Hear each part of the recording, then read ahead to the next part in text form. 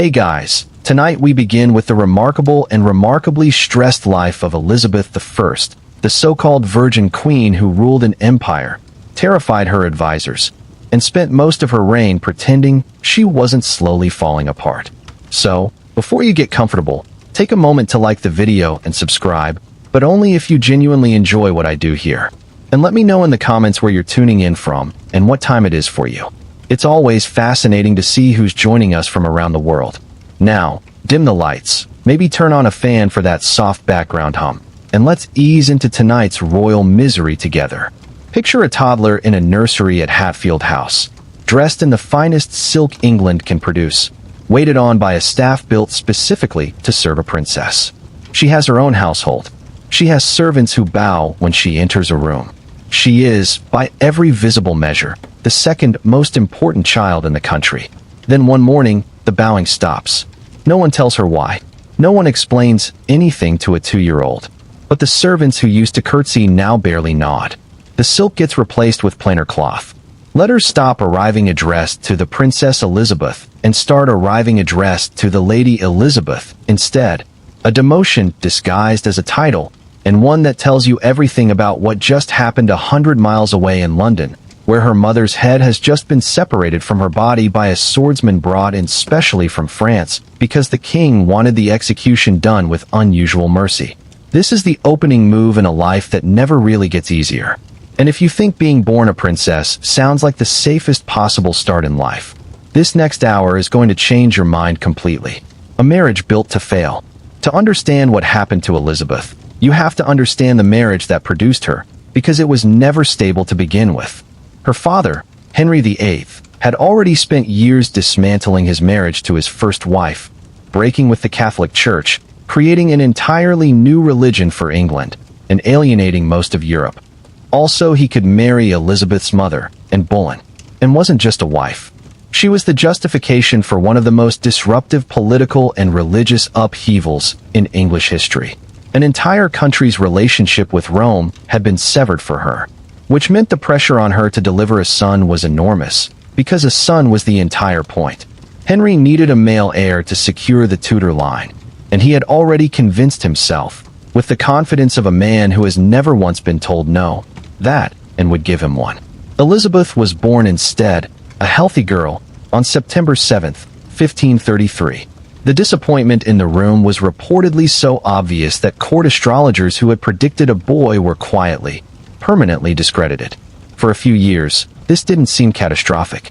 Henry still had time, and could still have a son.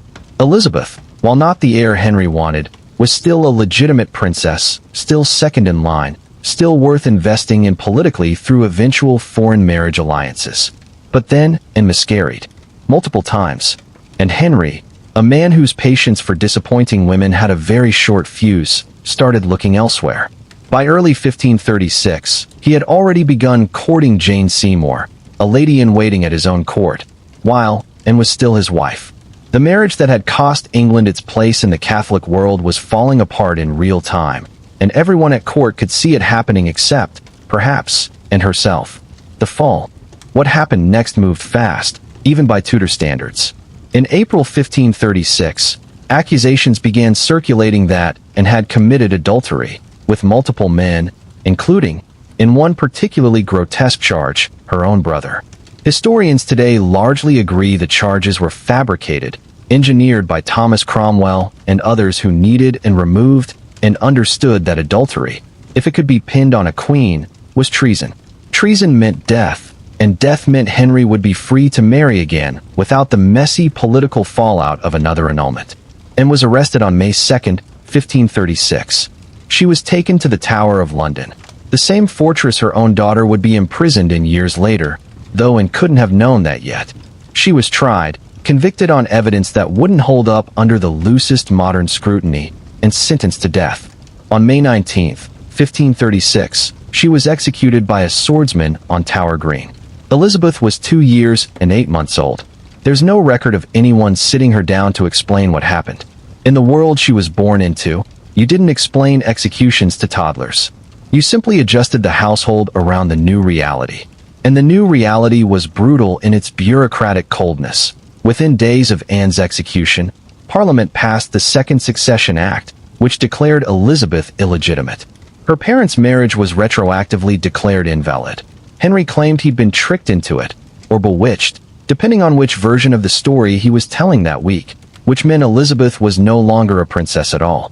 She was a bastard, stripped of her place in the line of succession, stripped of her title, stripped of the entire identity she'd been born into. Think about what that actually means for a child that age. She doesn't remember a time before the fall, because there wasn't much of one. Her earliest conscious memories of her own status would be shaped entirely by absence. The absence of a mother she'd likely have almost no real memory of, the absence of the title she was supposed to carry, the absence of the security that should have come with being the king's daughter. Growing up erased. Here's the part that gets glossed over in most tellings of Elizabeth's story. Her illegitimacy wasn't a temporary embarrassment that quietly resolved itself. It followed her for years. Henry moved on quickly, marrying Jane Seymour just 11 days after Anne's execution. When Jane finally produced the son Henry had been chasing for a decade, Edward, born in 1537, Elizabeth's position got even more precarious. There was now a legitimate male heir. Elizabeth, at 3.5, had gone from second in line to the throne to a legally illegitimate daughter of a disgraced and executed mother, now overshadowed by a golden boy half-brother whose birth was celebrated with the kind of fireworks and bell-ringing that her own birth had conspicuously lacked. She was shuffled between households. She wasn't formally at court most of the time. Instead, she lived at various royal properties like Hatfield, raised primarily by governesses, the most notable being Cat Ashley, who would remain a fixture in her life for decades. Money for her upkeep was, at times, genuinely tight. There are surviving letters and household records showing periods where her clothing allowance was inadequate for a child of even minor nobility, let alone a king's daughter. At one point, her governess had to write directly to Thomas Cromwell asking for funds because Elizabeth had, in her words, nothing fit to wear. Imagine being the daughter of the King of England and not having clothes that fit properly. That's not a metaphor.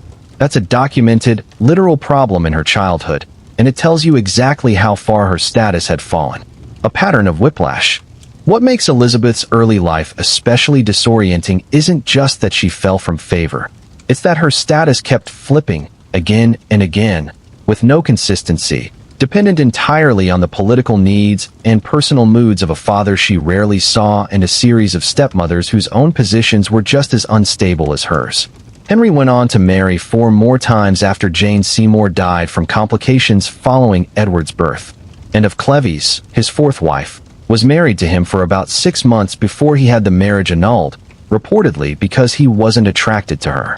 Catherine Howard, his 5th wife, was executed for adultery in 1542, in an eerie echo of what had happened to Elizabeth's own mother 6 years earlier. The same charge, the same fortress, a very similar outcome. Elizabeth was 8 years old when her stepmother was beheaded for the exact crime her own mother had been executed for. It's hard to imagine what that would do to a child's understanding of what marriage to her father actually meant, or what safety looked like for the women in his life. Then, in 1543, Henry married Catherine Parr, his 6th and final wife. And this marriage, unlike most of the others, was actually good for Elizabeth. Catherine Parr took an active interest in the education of Henry's children and helped push through the Third Succession Act in 1544, which restored both Elizabeth and her older half-sister Mary to the line of succession, placing them after Edward. They remained legally illegitimate.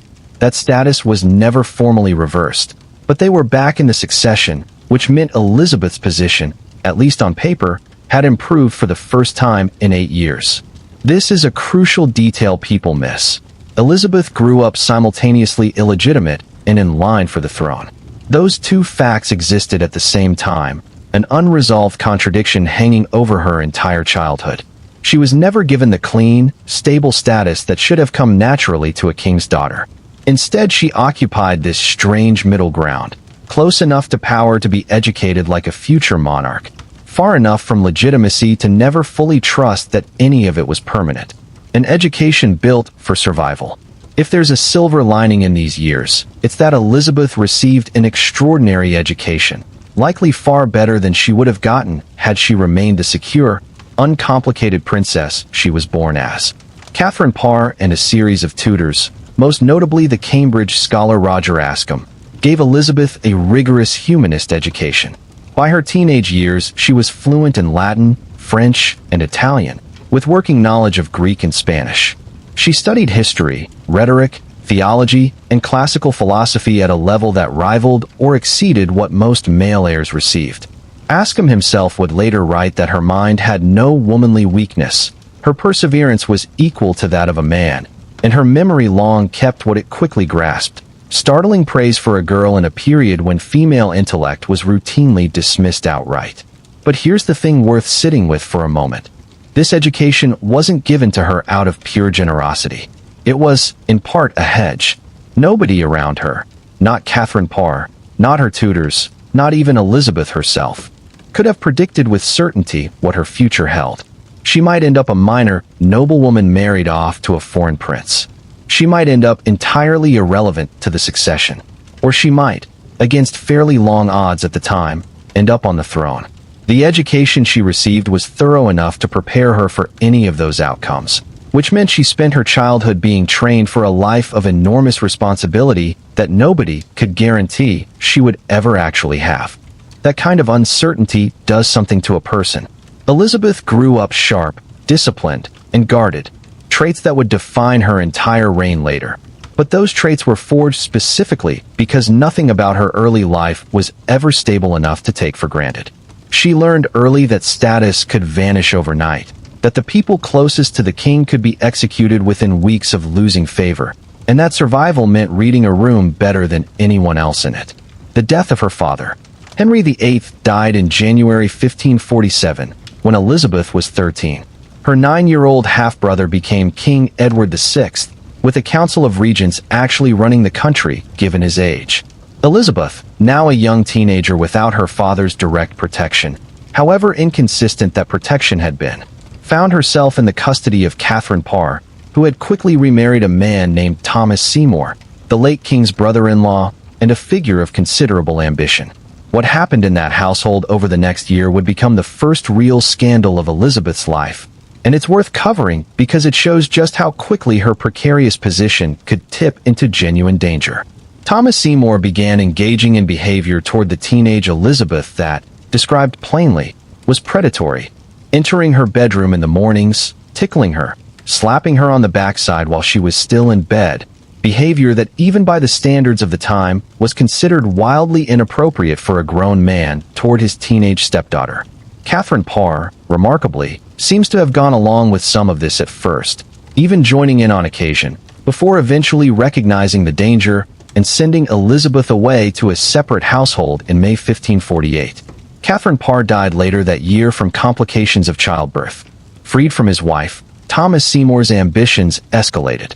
He began scheming to marry Elizabeth himself, which, given her place in the line of succession, was effectively an attempt to position himself closer to the throne through her. This was treason-adjacent territory, and everyone around Elizabeth knew it. In early 1549, Seymour was arrested on charges that included plotting to kidnap the young King Edward, and, critically for Elizabeth, attempting to marry a member of the royal family without the council's consent. Elizabeth, just 15 years old, was interrogated directly by the King's Council, who suspected she might have known about or even encouraged Seymour's schemes. Her own governess, Cat Ashley, and her financial officer, Thomas Parry, were both arrested and interrogated as well, and under pressure, Ashley gave testimony that put Elizabeth's own conduct in an uncomfortable light. Elizabeth's response to this crisis is genuinely remarkable for a 15-year-old. She didn't panic. She didn't confess to anything she hadn't done. She wrote calm, controlled letters to the council, categorically denying any wrongdoing, insisting on her innocence, and specifically requesting that a public proclamation be issued denying rumors that she was pregnant with Seymour's child, rumors that had begun circulating and threatened to destroy her reputation permanently regardless of whether any of it was true. Thomas Seymour was executed in March 1549. Elizabeth, according to a famous account, reportedly said upon hearing the news that a man had died today who had much wit and very little judgment. A chillingly composed reaction from a teenage girl who had just watched another adult in her life go to the executioner's block. following her mother and stepmother before him. What this chapter actually cost her. By the time Elizabeth turned 16, she had already lived through the execution of her mother, the execution of a stepmother for the identical crime, sexual harassment, and manipulation by a guardian who was supposed to protect her, the death of the one maternal figure who had genuinely cared for her, and a formal government interrogation where her own freedom and reputation hung on how convincingly she could defend herself under pressure. The weight of watching others fall. There's another dimension to this early period that rarely gets the attention it deserves. Elizabeth wasn't just a passive victim of instability during these years. She was also, constantly, a witness to it, forced to watch the machinery of Tudor power consume people around her one after another, each time absorbing the lesson a little more permanently. She watched her father marry and discard wives with a speed that left the entire court perpetually recalibrating its loyalties. She watched counselors who had seemed untouchably powerful, men like Thomas Cromwell, the architect of so much of the religious and political upheaval of the 1530s, fall from favor and go to the block themselves in 1540, just 4 years after helping orchestrate the case against her own mother. If the men running the machinery of state could be destroyed that quickly, what hope did a legally illegitimate child have of any lasting security? This pattern of proximity to violence without any real power to influence it produced a very specific kind of vigilance in Elizabeth, one that shows up repeatedly in accounts from people who knew her as a young woman. Roger Ascombe, her tutor, noted her caution in conversation, her reluctance to commit opinions to paper unnecessarily, her careful management of her own reputation even in casual settings. This wasn't natural reticence. It was learned behavior, acquired through direct observation of what happened to people who spoke too freely, trusted too easily, or assumed their position was more secure than it actually was. It's also worth noting how isolating this must have been. Elizabeth had few consistent relationships during these years that weren't complicated by political calculation on someone's part. Cat Ashley genuinely seems to have cared for her, and that relationship endured for decades. But even Ashley's judgment proved fallible under the pressure of interrogation during the Seymour affair, a reminder to Elizabeth that even her closest allies could be turned into liabilities by forces outside anyone's control. Growing up with that knowledge, that the people closest to you might, under enough pressure, become part of the danger rather than protection from it, doesn't produce a trusting adult. It produces someone who keeps almost everyone at a careful, permanent distance, which is exactly the person Elizabeth became. This is the foundation Elizabeth I built her entire reign on top of. Not a childhood of comfort and certainty, but one of constant recalibration, status rising and falling, protectors dying or turning dangerous, her own legitimacy an open legal question for most of her early life. Every skill that would later make her one of England's most effective monarchs. The caution, the calculated ambiguity, the refusal to commit to a position before she absolutely had to, the instinct to trust almost no one completely. These weren't innate personality traits. They were survival mechanisms, built one crisis at a time. Starting from the moment a 2-year-old's title quietly changed from princess to lady, and nobody bothered to tell her why. And this was still years before the danger that nearly killed her outright. A period so severe that it earns its own chapter entirely. One that begins with a boat, a river gate reserved for prisoners, and a young woman genuinely unsure whether she was about to die the same way her mother did. On March 18, 1554, a barge pulls up to a water gate on the River Thames. This particular entrance has a name that anyone in London would recognize with a shiver: Traitors Gate. It's the entrance reserved for prisoners being brought into the Tower of London on charges serious enough to end in execution. The young woman being escorted through it is 20 years old. She is the daughter of a beheaded queen, sister to the reigning monarch, and she has just been accused of plotting to overthrow her own sister from the throne of England. She refuses to step off the barge at first. According to later accounts, she sits in the rain rather than walk through that gate, understanding exactly what it symbolizes and exactly what happened to the last member of her family who entered the tower under suspicion of treason. Eventually, she has no choice. She steps onto the stairs, reportedly saying something to the effect that no traitor would ever willingly walk through that gate, but that she goes as the truest subject the queen has. This is Elizabeth, future Queen of England, entering the Tower of London as a prisoner, and for the next several weeks, she has genuine reason to believe she might not leave it alive. How she got here? To understand how Elizabeth ended up at Traitors Gate, you need to rewind to the death of her half-brother Edward VI in 1553. Edward, a committed Protestant, died at just 15 after a short reign dominated by regents. Terrified of the throne passing to his devoutly Catholic half-sister Mary, Edward's advisors, particularly the powerful Duke of Northumberland, engineered a plan to skip both Mary and Elizabeth in the succession entirely, placing a Protestant cousin named Lady Jane Grey on the throne instead. This plan collapsed almost immediately. Jane Grey's reign lasted a grand total of 9 days before popular and political support rallied decisively behind Mary, who had the far stronger legal claim as Henry VIII's eldest surviving legitimate child. Mary took the throne in July 1553, becoming England's first queen regnant, and one of her first priorities was reversing the Protestant reforms of her father and brother, restoring England to Catholicism, and, eventually, marrying the Catholic King Philip II of Spain, a deeply unpopular move with much of the English public. Elizabeth's position under her sister's new Catholic regime was immediately awkward. Elizabeth had been raised, and had personally chosen to identify, as Protestant, a faith that had essentially been created around the circumstances of her own birth, given that her father's break from Rome was tied directly to his marriage to her mother. Mary, understandably, viewed Elizabeth with deep suspicion. Elizabeth represented everything Mary's mother had been humiliated by: the Protestant faith, the second marriage, the daughter who had effectively replaced Mary as the desired heir for years. Mary and Elizabeth's relationship, even when cordial on the surface, was never free of that history. Then, in early 1554, a rebellion broke out. Led by a nobleman named Thomas Wyatt, the uprising was sparked primarily by opposition to Mary's planned marriage to Philip of Spain, which many English subjects feared would drag the country into Spanish influence and religious persecution. Wyatt's rebellion gathered several thousand men and marched toward London before ultimately being crushed by royal forces.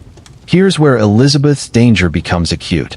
During the investigation into the rebellion, letters surfaced suggesting that Wyatt, and possibly the French ambassador, had been in contact with Elizabeth, potentially hoping to place her on the throne in Mary's place once the rebellion succeeded. Elizabeth denied any involvement, and to this day historians remain divided on how much, if anything, she actually knew about the plot. But knowledge and involvement matter less than perception when you're a monarch's rival heir during an active rebellion. Mary's council, led by advisors who wanted Elizabeth permanently removed as a threat, saw an opportunity, and they took it, summoned under guard. In February 1554, Elizabeth, who was ill at the time, genuinely unwell, based on multiple accounts, possibly with a kidney ailment that would recur throughout her life, was summoned to London under armed escort. She was in no condition to travel quickly, and the journey from her residence at Ashridge took days longer than the council wanted, which only deepened suspicions that she was stalling deliberately. When she finally arrived in London, she was interrogated repeatedly about her knowledge of the Wyatt rebellion. She maintained, consistently and firmly, that she had no involvement. But maintaining innocence and being believed are two very different things when the person doing the questioning has every political incentive to find you guilty. Several of Mary's closest advisors, including the Spanish ambassador, who had every reason to want Elizabeth eliminated given her Protestant sympathies and the threat she posed to a Catholic, Spanish-aligned England, pushed hard for her execution or at minimum her permanent imprisonment. On March 18th, Palm Sunday, Elizabeth was informed she was being sent to the Tower of London. This is the moment that produces one of the most quoted scenes of her early life. Her arrival at Traitors Gate, her reported refusal to disembark, her insistence, whether entirely true or embellished by later Elizabethan myth-making, that she entered as a loyal subject and not a traitor. Whatever the precise historical accuracy of the scene, the underlying fact isn't in dispute. Elizabeth, 20 years old, was now a prisoner in the same fortress where her mother had been executed 18 years earlier. She would have known this. Everyone around her would have known this. The symbolism wasn't lost on a single person present that day, least of all Elizabeth herself. 2 months not knowing. What follows is a period of nearly 2 months where Elizabeth's fate genuinely hung in the balance. And there's no way to overstate how psychologically brutal that must have been. She wasn't held in a dungeon. Her status as the Queen's sister and a former princess afforded her better accommodations than a typical prisoner, and she had a small number of attendants permitted to stay with her. But comfort of lodging means very little when you understand that the outcome of your imprisonment could be execution, and that the person with the authority to order that execution is your own sister. During this period, Elizabeth was interrogated multiple times by members of the council, always pressing for details about her contact with Wyatt, with the French ambassador, with anyone connected to the rebellion. She held her position throughout. She knew nothing. She had done nothing. She remained the Queen's loyal subject. Modern historians largely credit her survival during this period to a combination of factors. Her genuinely careful conduct that left little hard evidence against her. The lack of a confession from Wyatt implicating her directly, even under significant pressure himself, and crucially, disagreement within Mary's own council about whether executing Elizabeth was politically wise. This last point matters enormously. Elizabeth wasn't just Mary's sister. She was, at the time, Mary's heir presumptive, the next in line to the throne, given that Mary had no children. Executing your own heir, particularly one as popular with the English Protestant public as Elizabeth was becoming, carried enormous political risk. If Mary died without children, which, as it turned out, she would, England would need Elizabeth or face a genuine succession crisis, possibly one that opened the door to foreign claimants. Several of Mary's advisors understood this risk, even if the Spanish ambassador and the most hardline Catholic faction wanted Elizabeth gone permanently. Wyatt himself was interrogated extensively and eventually executed in April 1554. Crucially, and to Elizabeth's enormous relief, he never definitively implicated her in a way that would have sealed her fate, reportedly maintaining even at the scaffold that Elizabeth had no knowledge of the plot. Whether this was true, or whether Wyatt simply chose to protect her with his final public statement, is something we'll never know for certain. But it was enough, combined with the lack of other hard evidence, to keep the case against Elizabeth from ever reaching the point of formal treason charges that could have led to her execution. Released, not free. On May 19, 1554, a date that, chillingly, was the exact anniversary of her mother's execution 18 years earlier, Elizabeth was released from the Tower. But release didn't mean freedom. She was placed under house arrest at Woodstock, a royal residence in a state of significant disrepair, under the custody of a man named Sir Henry Bedingfield, whose job was essentially to serve as her jailer in all but name. The conditions at Woodstock were far from comfortable. The building itself was in poor condition, and Elizabeth's movements, correspondence, and visitors were all tightly restricted. She remained under this form of supervised confinement for nearly a year, constantly aware that her situation could change instantly and catastrophically depending on the political winds in London, particularly regarding whether Mary's marriage to Philip of Spain produced an heir, which would have pushed Elizabeth further from the throne and potentially made her a more expendable political liability rather than a necessary heir. During this year of restricted confinement, Elizabeth reportedly scratched a short verse into a window at Woodstock with a diamond, a line that has survived and is often quoted as evidence of her state of mind during this period, a lament on the uncertainty of her fate and her frustration at being held without formal charge or trial. Whether every detail of this story is precisely accurate, the broader truth it reflects is well documented. Elizabeth spent this entire period in a state of prolonged, unresolved anxiety, never fully certain whether she would eventually be restored to favor, married off to a foreign prince to remove her from English politics entirely, or quietly eliminated if Mary's regime decided she'd become too dangerous to keep alive. A sister who never fully let her guard down. Even after Elizabeth's formal release from close confinement, the relationship between the two sisters remained tense in ways that shaped Elizabeth's daily reality for the remainder of Mary's reign. Elizabeth was, at various points, required to attend Mass in a public show of religious conformity that everyone present understood to be at least partly performative, a humiliating compromise for a young woman whose entire identity had been shaped, in large part, by the Protestant faith her mother's marriage had helped establish in England to begin with.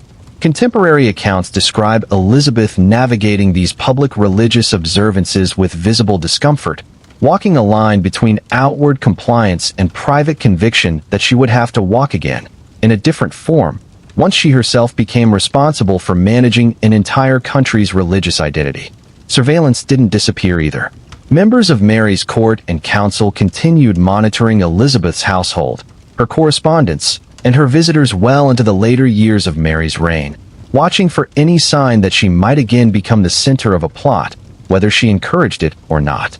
This meant Elizabeth spent her mid-20s, years that, for almost anyone else of her rank, would have been spent building a stable adult household, cultivating alliances, and establishing an independent adult identity, instead operating under a low, constant hum of suspicion that never fully lifted until the moment Mary actually died. The long wait. Elizabeth was eventually permitted to return closer to court by 1555, though relations with Mary remained tense and watchful for the rest of Mary's reign. Mary's marriage to Philip of Spain, meanwhile, failed to produce the heir that would have permanently secured the Catholic succession and removed Elizabeth from the line entirely. Mary experienced at least one false pregnancy, a devastating public humiliation that played out over months before it became clear there was no child, and her health began to decline in the years that followed, worsened by the political and personal toll of an unpopular reign marked by economic hardship, loss of English territory in France, and the beginning of the religious persecutions that would eventually earn her the nickname history remembers her by. Throughout this period, Elizabeth had to walk an almost impossibly narrow line. She had to appear sufficiently loyal and even outwardly compliant with Catholic practice to avoid giving Mary's government any further pretext to move against her, while privately maintaining the Protestant identity and the political relationships that would matter enormously once, if she ever took the throne herself. This required a level of sustained, careful performance that few people, at any age, could manage convincingly for years on end. Elizabeth managed it from her early 20s through her mid-20s, all while knowing that a single misstep, a single letter intercepted, a single ambitious rebel invoking her name again, could send her right back through Traitors Gate, and this time, possibly for good. What survival actually required. It's worth pausing here to really sit with what these years did to Elizabeth as a future ruler, because the imprint is visible in almost everything she did once she actually held power. She learned, in the most direct and terrifying way possible, that being the legal heir to a throne offers no real protection if the person currently sitting on it decides you're a threat. She learned that evidence, guilt, and innocence mattered far less than political convenience and the balance of factional power at court. She learned to give away as little as possible in interrogation, to phrase her denials carefully enough that they couldn't later be twisted into confessions, and to survive sustained pressure without cracking. She also learned something that would define her entire approach to governing once she became queen: the extraordinary danger of moving too quickly, too visibly, or too definitively on any contested question. Wyatt's rebellion had been crushed in part because it moved fast and exposed itself to counterattack. Elizabeth's survival, by contrast, came from moving as little as possible, staying quiet, staying vague, giving her enemies nothing concrete to use against her. This instinct toward deliberate ambiguity, toward delay as a survival tool, would become one of the defining and most frustrating characteristics of her later reign, driving her own advisors to distraction for decades as she refused to commit definitively on question after question, from marriage to war to the fate of her own cousin. The skills forged in confinement. It's worth dwelling a little longer on exactly what the Woodstock period demanded of Elizabeth, because the habits she built there would define her governing style for the next 45 years. Confined, watched, and denied any meaningful information about her own future, Elizabeth developed an almost obsessive discipline around what she said and to whom. Bedingfield's letters back to the council during this period frequently note his frustration at how little he could actually determine about Elizabeth's true feelings or intentions. She was polite, composed, and almost impossible to read, which was precisely the point. A young woman whose entire future depended on giving her enemies nothing usable had learned, through direct necessity, to become nearly opaque. This period also sharpened Elizabeth's understanding of information as a form of power in its own right. Denied regular correspondence, denied visitors, denied even reliable news of events in London, she experienced firsthand just how disorienting and dangerous it is to be cut off from accurate information while decisions that affect your life are being made elsewhere by people you can't see or influence. When she became queen, this experience translated directly into an almost obsessive investment in intelligence gathering and communication networks, a priority that would eventually produce one of the most sophisticated spy networks in Europe, covered later in this script, built specifically so that she would never again be as blind and powerless as she had been during those months at Woodstock, waiting for news that might determine whether she lived or died. There's also a quieter, more human cost worth acknowledging. Elizabeth was in her early 20s during this ordeal, an age when most young noblewomen of the period were beginning families, establishing households, building the ordinary adult relationships that structure a life. Elizabeth spent those years instead essentially alone, isolated from peers, romantic prospects, and any stable sense of what her future actually held, trapped in administrative limbo between a sister who half suspected her of treason and a country that had no idea whether she'd ever be trusted with real power. Whatever confidence and composure Elizabeth projected once she finally did become queen was built directly on top of this extended period of enforced isolation and uncertainty, a debt that never really gets repaid, only carried forward. Mary I died on November 17, 1558, having reigned for just over 5 years, her regime remembered largely for religious persecution and political failure.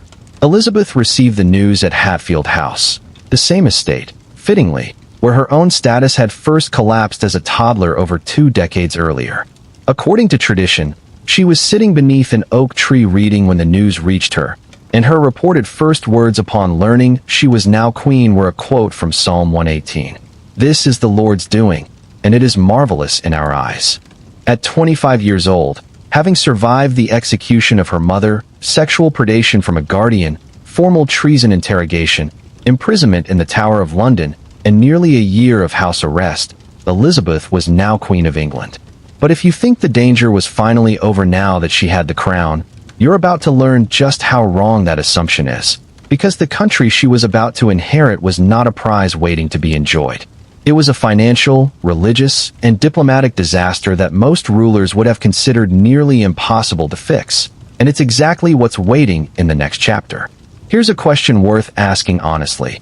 What does it actually feel like to inherit the thing you spent your whole life almost dying for, only to discover it's broken? That's the position Elizabeth found herself in on November 17, 1558. She was queen. The crown that had cost her mother's life, her own imprisonment, and years of careful political survival was finally hers. And the country underneath that crown was, by almost every practical measure, a mess. An empty treasury. Start with the money, because money is the foundation everything else in a Tudor government rested on, and Elizabeth's inherited treasury was in genuinely dire condition. Mary's reign had left the crown deeply in debt, a legacy compounded by decades of financial strain going back through Edward VI Regency government and even into the later years of Henry VIII reign, when a series of costly wars with France and Scotland had drained royal finances significantly. Estimates placed the crown's debt at Elizabeth's accession somewhere in the range of £300,000, an enormous sum for the era, made worse by the fact that much of it was owed to foreign bankers, particularly in Antwerp, at unfavorable interest rates that were bleeding the treasury further with every passing year.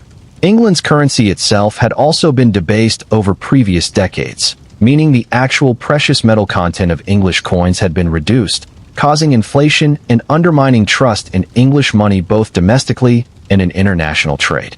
This wasn't an abstract accounting problem. A crown without money couldn't pay its soldiers, couldn't maintain its navy, couldn't fund diplomatic missions, and couldn't respond quickly to crises, all of which mattered enormously given the threats England faced both internally and from abroad.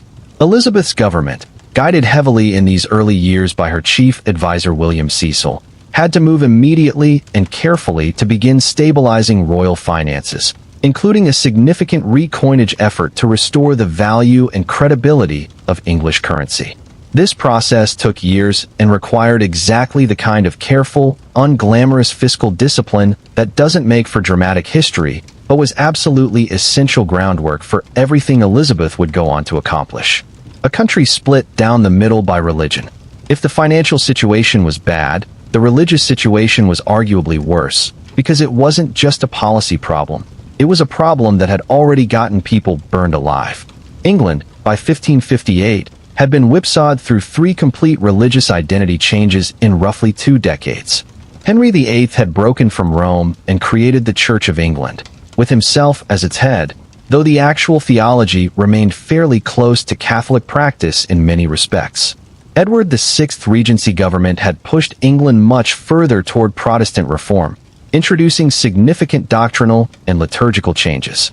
Then Mary I had violently reversed course, restoring Catholicism and re-establishing papal authority. And during her 5-year reign, roughly 280 Protestants were burned at the stake for heresy, a level of religious persecution severe enough that it earned Mary the nickname history remembers her by, and left deep scars across English Protestant communities. Elizabeth inherited a country where a meaningful portion of the population had watched neighbors, family members, and respected community figures executed for their faith within the past 5 years. Religious identity in England wasn't an abstract theological preference. It was something people had died for, on both sides, going back through her father's reign as well, when Catholics who refused to acknowledge his break from Rome had faced execution too. Elizabeth herself was Protestant, raised in that faith and personally committed to it. But she understood, with the political instincts forged through everything covered in the previous 2 chapters, that ruling a country this recently and this violently divided over religion required something more careful than simply imposing her own preference by force the way her siblings had each done in turn. Her solution, developed in the early years of her reign primarily through the Acts of Supremacy and Uniformity passed in 1559, became known to historians as the Elizabethan religious settlement. It's often described using a phrase attributed, likely apocryphally, to Elizabeth herself, a reluctance to make windows into men's souls. In practice, this meant establishing a Protestant Church of England with Elizabeth as its supreme governor, but crafting the actual liturgy in practice with enough ambiguity and retained ceremonial elements that it could be interpreted in ways that didn't feel like total abandonment of Catholic tradition to those who weren't ready to let go of it entirely. This settlement bought Elizabeth crucial stability, but it didn't solve the religious problem. It managed it, which is a different thing entirely, and one that would come back to threaten her repeatedly throughout her reign. Catholic recusants, those who refused to attend Protestant services, remained a persistent internal concern. Committed Protestant reformers, meanwhile, felt Elizabeth's settlement hadn't gone far enough, planting seeds of the Puritan movement that would create its own tensions for decades. And externally, Catholic powers across Europe, along with the Pope himself, viewed Elizabeth's entire reign as fundamentally illegitimate, a problem that would eventually escalate into direct calls for her overthrow. A ruined foreign policy. The third crisis waiting for Elizabeth involved England's standing abroad, and this one was arguably the most immediately embarrassing. Under Mary's reign, England had been drawn into a war alongside Spain against France, a war driven largely by Mary's marriage to Philip of Spain and England's resulting entanglement in Spanish continental conflicts. The war went badly. In January 1558, England lost Calais, its last remaining territorial possession in France, a city that had been under English control for over 2 centuries and that carried enormous symbolic and strategic importance. The loss of Calais was a genuine national humiliation, and Mary herself is reported to have said that when she died, the word Calais would be found engraved on her heart, an admission of just how deeply the loss stung, even to the Queen who had presided over it. Elizabeth inherited this humiliation directly. England's international prestige, its leverage in negotiations with France and Spain, and its self-image as a meaningful continental power had all taken a significant hit, right at the moment when the new queen had the least available money and the least established political credibility to do anything meaningful about it. A question mark instead of an heir. Layered on top of the financial, religious, and diplomatic crises was a fourth problem, one that would follow Elizabeth for essentially her entire reign, and that deserves its own chapter later. She was an unmarried 25-year-old woman with no heir, in a political culture that considered a stable, secured succession absolutely essential to national security. This mattered immediately upon her accession, not just eventually. Foreign powers assessed Elizabeth's position partly through the lens of who she might marry and what alliance that marriage might produce. Domestic political factions began maneuvering almost instantly around questions of succession and marriage. And there was a very real, immediate anxiety across the political establishment. If Elizabeth died without an heir, from illness, accident, or assassination, none of which were remote possibilities given what you already know from the previous 2 chapters about the dangers she'd survived, England could plunge into a succession crisis that might make the recent religious chaos look mild by comparison. Legitimacy nobody could fully agree on. There's one more layer to this inheritance worth understanding clearly, because it underscores just how unstable Elizabeth's initial position actually was. Not everyone agreed she was the legitimate queen in the first place. Remember from Chapter 1 that Elizabeth had been formally declared illegitimate by Act of Parliament following her mother's execution, and that this illegitimacy was never formally reversed. Only her place in the line of succession was restored through the Third Succession Act of 1544. This left a genuine legal ambiguity that Elizabeth's opponents, particularly Catholic critics who also rejected the validity of Henry VIII's marriage to and Boleyn on religious grounds, could and did exploit. From a strict Catholic doctrinal standpoint, Henry's marriage to and Boleyn had never been valid in the first place, since Catherine of Aragon, his first wife, was still alive at the time and the Catholic Church had never recognized the annulment. If that marriage was never valid, then in the eyes of Rome and Catholic Europe, Elizabeth wasn't merely illegitimate. She wasn't the rightful queen of England at all. This wasn't just a theoretical debate confined to theology students. It had a real, dangerous, flesh-and-blood alternative candidate attached to it. Mary, Queen of Scots, Elizabeth's cousin, a Catholic with a strong hereditary claim to the English throne through her grandmother, Henry VIII's sister. To many Catholics across Europe, Mary Stuart, not Elizabeth Tudor, was the legitimate Queen of England. This single fact would hang over Elizabeth's entire reign, eventually forcing one of the most agonizing decisions she would ever have to make. But that story is still several chapters away. A navy in no condition to protect anyone.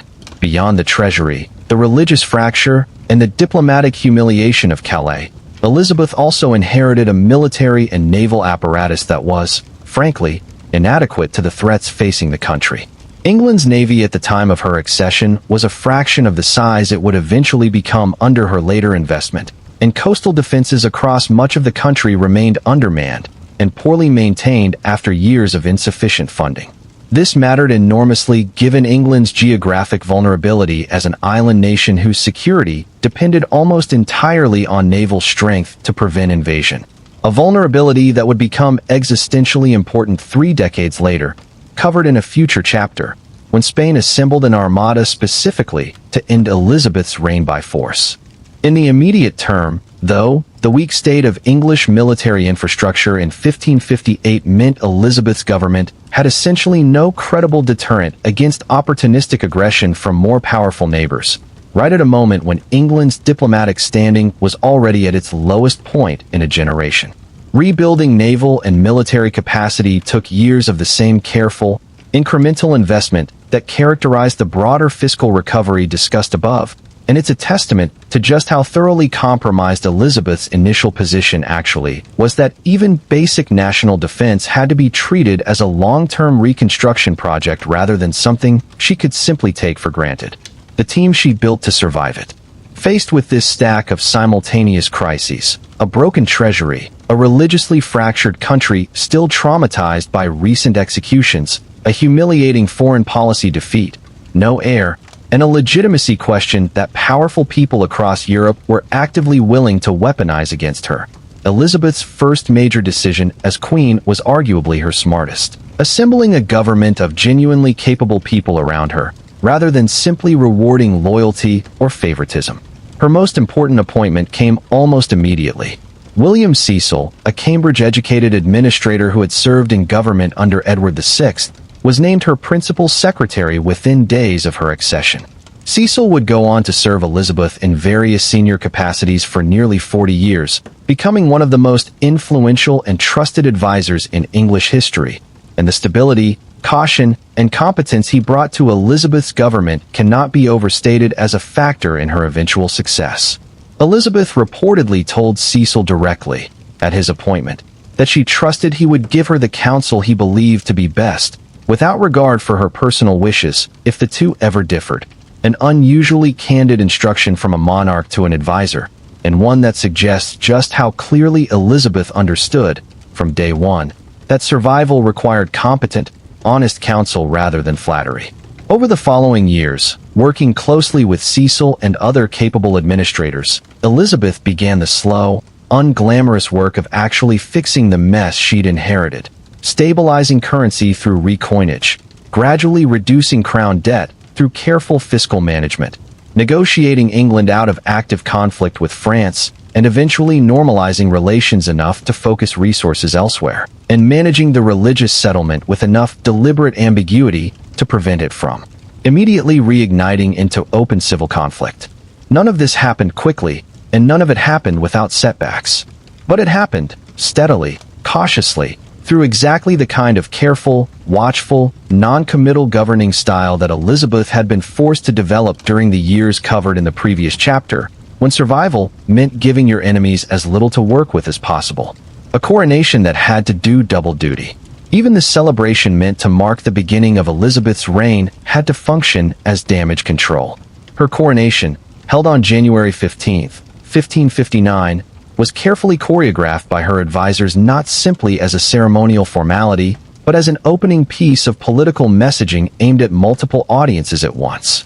The procession through London the day before featured a series of elaborate pageants, each built around themes of unity, restored stability, and continuity with the more popular aspects of her father's legacy, all designed to reassure a public that had lived through a decade of religious whiplash and economic hardship that this new reign represented a return to something steadier. The symbolism mattered because Elizabeth's government understood, from the very first days, that public perception was itself a resource they could not afford to squander. A queen without money, without a secure religious settlement, without a foreign policy victory to point to, and without an heir needed the coronation itself to generate goodwill that substantive policy hadn't yet had time to earn. It's a useful illustration of just how much of Elizabeth's early reign was spent managing appearances and buying time, simply to create enough stability for the actual work of governing to happen, without the whole structure collapsing under the weight of the crises it started with. The real inheritance. Here's the thing worth understanding clearly about this period of Elizabeth's reign, because it's easy, from centuries of distance, to look at the eventual outcome, a long, relatively stable reign now remembered as something of a golden age, and assume that outcome was somehow inevitable once Elizabeth took the throne. It was not. In 1558 and the years immediately following, there was no guarantee England would stabilize. There was no guarantee the religious settlement would hold. There was no guarantee foreign powers wouldn't move against a young, unmarried, financially weak, religiously contested queen sitting on a throne that a significant portion of Catholic Europe considered illegitimate in the first place. Elizabeth didn't inherit a golden age. She inherited a genuine crisis on 4 simultaneous fronts, at 25 years old, with limited practical governing experience, having spent most of her life until that exact moment simply trying to survive long enough to see adulthood. Everything that followed, the stability, the cultural flourishing, the naval victories, the reputation that would eventually make her one of the most celebrated monarchs in English history, had to be built, slowly and carefully, on top of that shaky, dangerous foundation, by a woman who had every reason, based on her own life experience so far, to trust almost no one and expect almost anything to go wrong. And it's worth remembering, heading into the next chapter, that even this crown, hard-won, debt-ridden, and religiously fractured as it was, came with strings attached that Elizabeth never fully escaped. Because almost immediately after her coronation, An entirely new pressure campaign began, one that would follow her for the next several decades of her reign. The relentless, exhausting demand that she marry, produce an heir, and hand real authority over to a husband, whether she wanted to or not. Imagine going to your first major staff meeting after a huge promotion, and instead of discussing strategy for the job you just took, the entire room spends the whole meeting demanding to know who you're going to marry. That, in essence, was Elizabeth's first parliament as queen. Within weeks of her accession, before she'd had any real chance to establish her own authority or prove her competence on the throne, the pressure to marry began, and it would not let up, in any meaningful way, for the next 2.5 decades. Why marriage wasn't optional in anyone's mind but hers. To understand just how intense this pressure was, you have to understand how completely unthinkable an unmarried, childless female monarch was to virtually everyone around Elizabeth. In the political logic of 16th century Europe, a queen without a husband was a queen without security. Marriage meant alliances, meant a male partner who could theoretically take over military and diplomatic responsibilities considered inappropriate for a woman, and, most critically, meant the production of an heir, which was viewed as the single most essential requirement for long-term national stability. Remember from the previous chapter that Elizabeth had already inherited a fragile, contested throne. An unmarried queen with no heir meant that if anything happened to her, illness, accident, assassination, and you already know from chapters 2 and 3 exactly how real those threats were, England would be plunged straight back into the kind of succession crisis that had defined the chaotic years following her brother Edward's death. From the perspective of Parliament, her council, and virtually every foreign observer, Elizabeth marrying quickly wasn't a personal preference. It was viewed as a matter of national survival. In February 1559, just weeks into her reign, the House of Commons formally petitioned Elizabeth to marry. Her response to this first formal petition set the tone for the next 25 years of the conversation.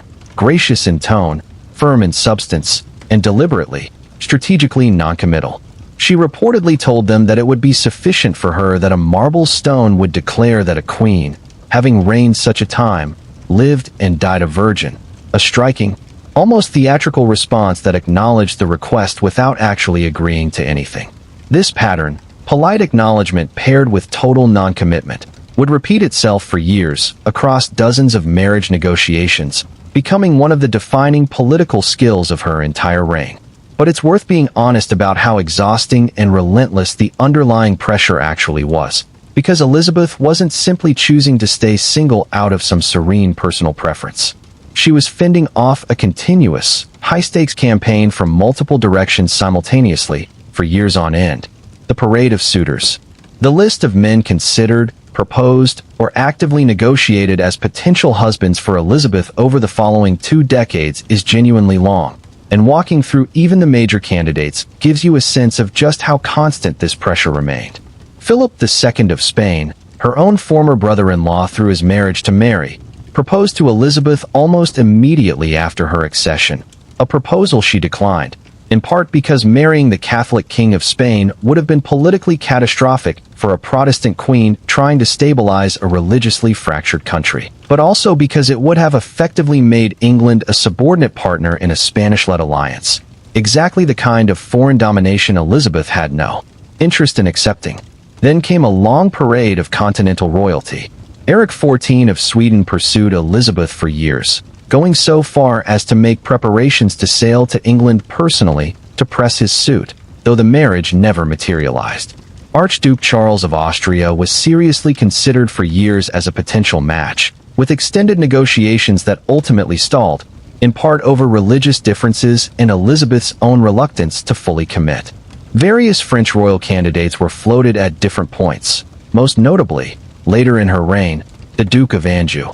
A serious, sustained courtship that will come up again shortly, because it's one of the most revealing episodes in this entire chapter. Beyond the formal continental candidates, there was also Robert Dudley, the one man on this list Elizabeth actually seems to have genuinely wanted to marry, and whose story is significant enough that it gets its own full chapter later. For now, it's enough to say that Dudley represented the one marriage prospect where Elizabeth's personal desire and political calculation were in direct, painful conflict, and that conflict would never fully resolve in her favor. The cost of every no. Here's what's easy to miss if you only skim the surface of this part of Elizabeth's reign. Every single refusal came with a real, tangible political cost, not just a temporary awkwardness. Refusing a foreign prince's marriage proposal could mean straining diplomatic relations with an entire country at a moment when England could not afford additional enemies. Given everything covered in Chapter 3 about the fragile state of English finances and foreign standing. Refusing repeatedly, over years, meant living with the constant, grinding anxiety of an unresolved succession, which her own counsel raised with her again and again, sometimes in genuinely blunt and confrontational terms. Parliament petitioned her formally on the marriage question multiple times throughout the 1560s alone, and in 1566, tensions escalated to the point where Elizabeth had to personally address Parliament to push back against pressure that had grown into something close to a direct political standoff. At one point reportedly telling assembled representatives that she would not be forced into naming a successor or committing to marriage on anyone's timeline but her own. This is worth sitting with for a moment. Elizabeth, as Queen, the single most powerful person in England, still had to spend enormous political energy fending off sustained pressure from her own governing institutions on one of the most personal decisions imaginable. Imagine having to defend, repeatedly and publicly, your right not to get married, not as an abstract feminist principle, but as an active, ongoing political battle that consumed real time and real political capital across literal decades of your working life, while simultaneously trying to run a country. The scandal every suitor eventually ran into. There was another complicating factor running underneath nearly every one of these marriage negotiations, one that foreign ambassadors reported back to their own courts with increasing frustration over the years. Elizabeth's own council was itself divided on almost every candidate, for reasons that shifted depending on religion, regional politics, and the personal ambitions of whichever faction happened to be pushing a particular match at a given moment. A Catholic candidate like Philip of Spain, or, later, Anjou, provoked alarm from Protestant advisors who feared exactly the kind of religious reversal the country had already suffered once under Mary. A Protestant continental candidate risked entangling England unnecessarily in the complicated web of continental religious wars that were, by the later decades of the 16th century, growing increasingly brutal across France and the Low Countries. This meant Elizabeth wasn't simply managing her own ambivalence about marriage. She was also managing a council that could rarely agree among itself about who, if anyone, she should marry, which gave her useful cover at times, but also meant that even candidates she may have been genuinely willing to consider faced sustained internal opposition from advisors protecting their own factional interests. Negotiating marriage, in other words, was never simply a matter of Elizabeth's personal choice.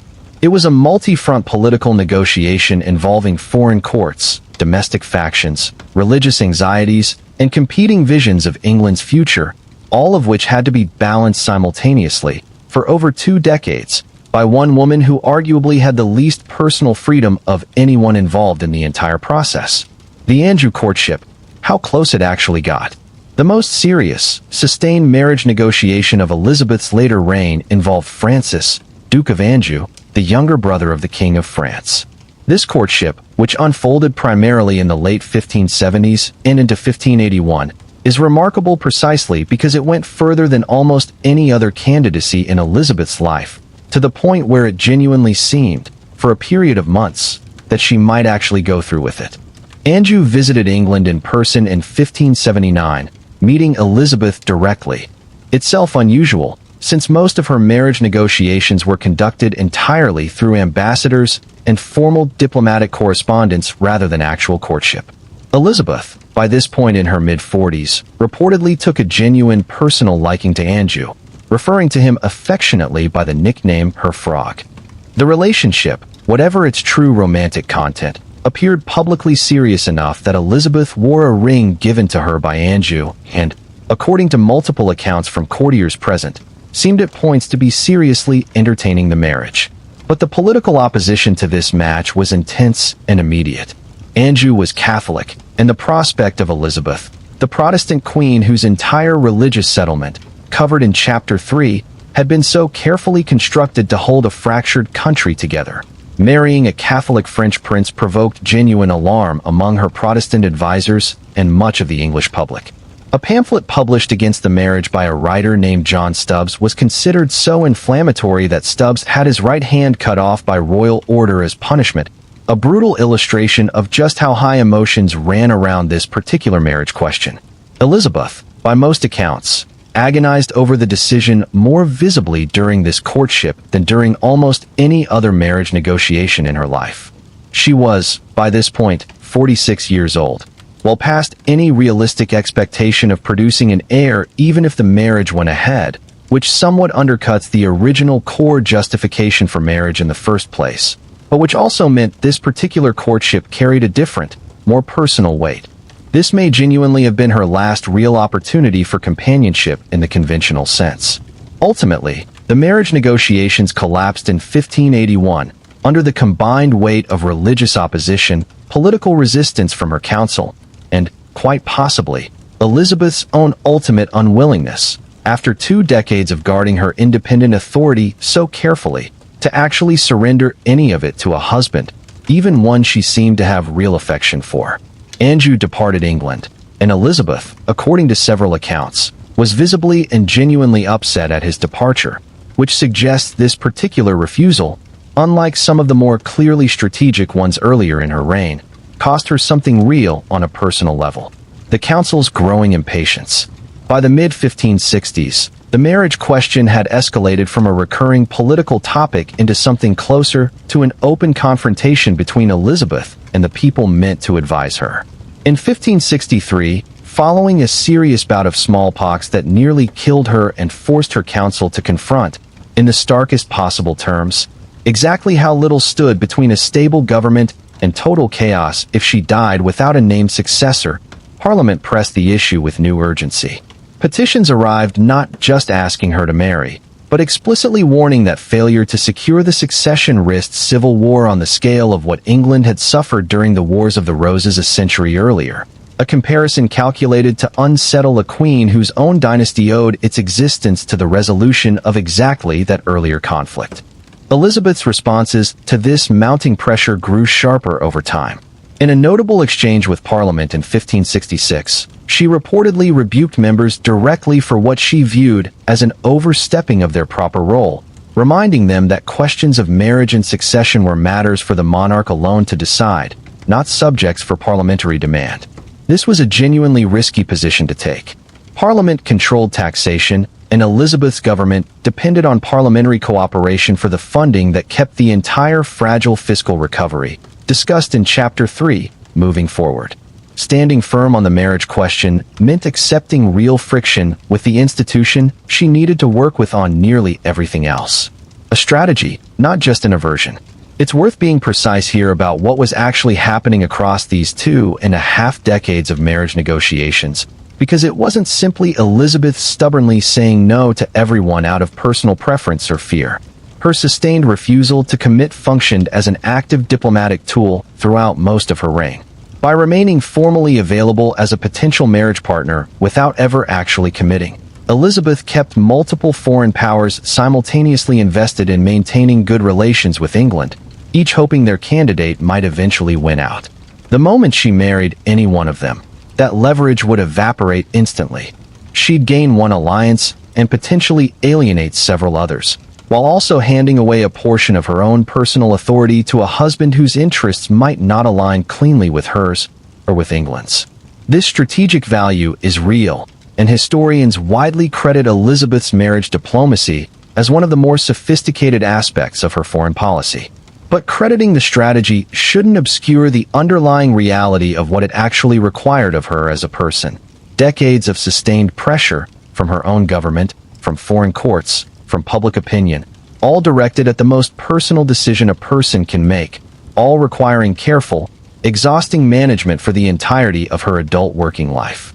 Even when the strategy succeeded, and by most measures, it did succeed, maintaining English independence and diplomatic flexibility for decades, it succeeded at a real personal cost, one Elizabeth had to absorb and manage almost entirely by herself. The question that never actually went away. Even after the Anjou courtship collapsed in 1581, and even as Elizabeth moved into her later years with any realistic prospect of marriage now behind her, the underlying anxiety that had driven the entire marriage campaign in the first place, the absence of an heir, the unresolved succession, never actually disappeared. It simply shifted from a marriage question into a pure succession question, one that would occupy the final chapters of her reign and life, covered later in this script. For now, the essential takeaway is this. Elizabeth spent roughly the first 2.5 decades of her reign fending off sustained, high-stakes pressure to marry from nearly every direction simultaneously, while also managing the actual, substantial work of governing a country that had inherited a genuine crisis on multiple fronts. She turned this pressure into a diplomatic strategy that arguably served England well. But turning a threat into a strategy doesn't make the threat disappear, and the cost of managing it, politically, diplomatically, and personally, followed her for the majority of her adult life.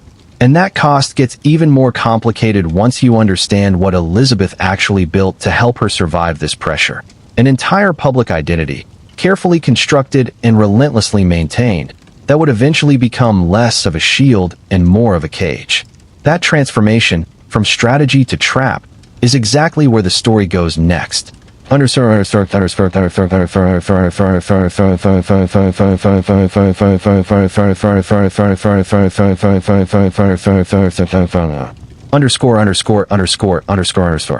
There's a particular kind of danger in becoming extremely good at pretending to be something, because eventually the pretending stops being a performance and starts being the only version of you that anyone, including maybe you yourself, can still recognize. That's essentially what happened with the identity history remembers as the Virgin Queen. It wasn't a natural personality trait Elizabeth simply happened to have. It was a constructed political image, built deliberately over years in response to the exact marriage pressure covered in the last chapter, and by the end of her reign, it had become something closer to a prison than a strategy, turning a weakness into a weapon. Go back to the core problem laid out in Chapter 4. Elizabeth, as an unmarried woman ruling in her own right, existed in direct tension with virtually every assumption 16th century Europe held about how power and gender were supposed to work. A queen without a husband was widely viewed as fundamentally incomplete, vulnerable, and destabilizing to national security. Elizabeth needed a way to reframe that vulnerability into something that didn't just neutralize the criticism, but actually converted it into a source of strength.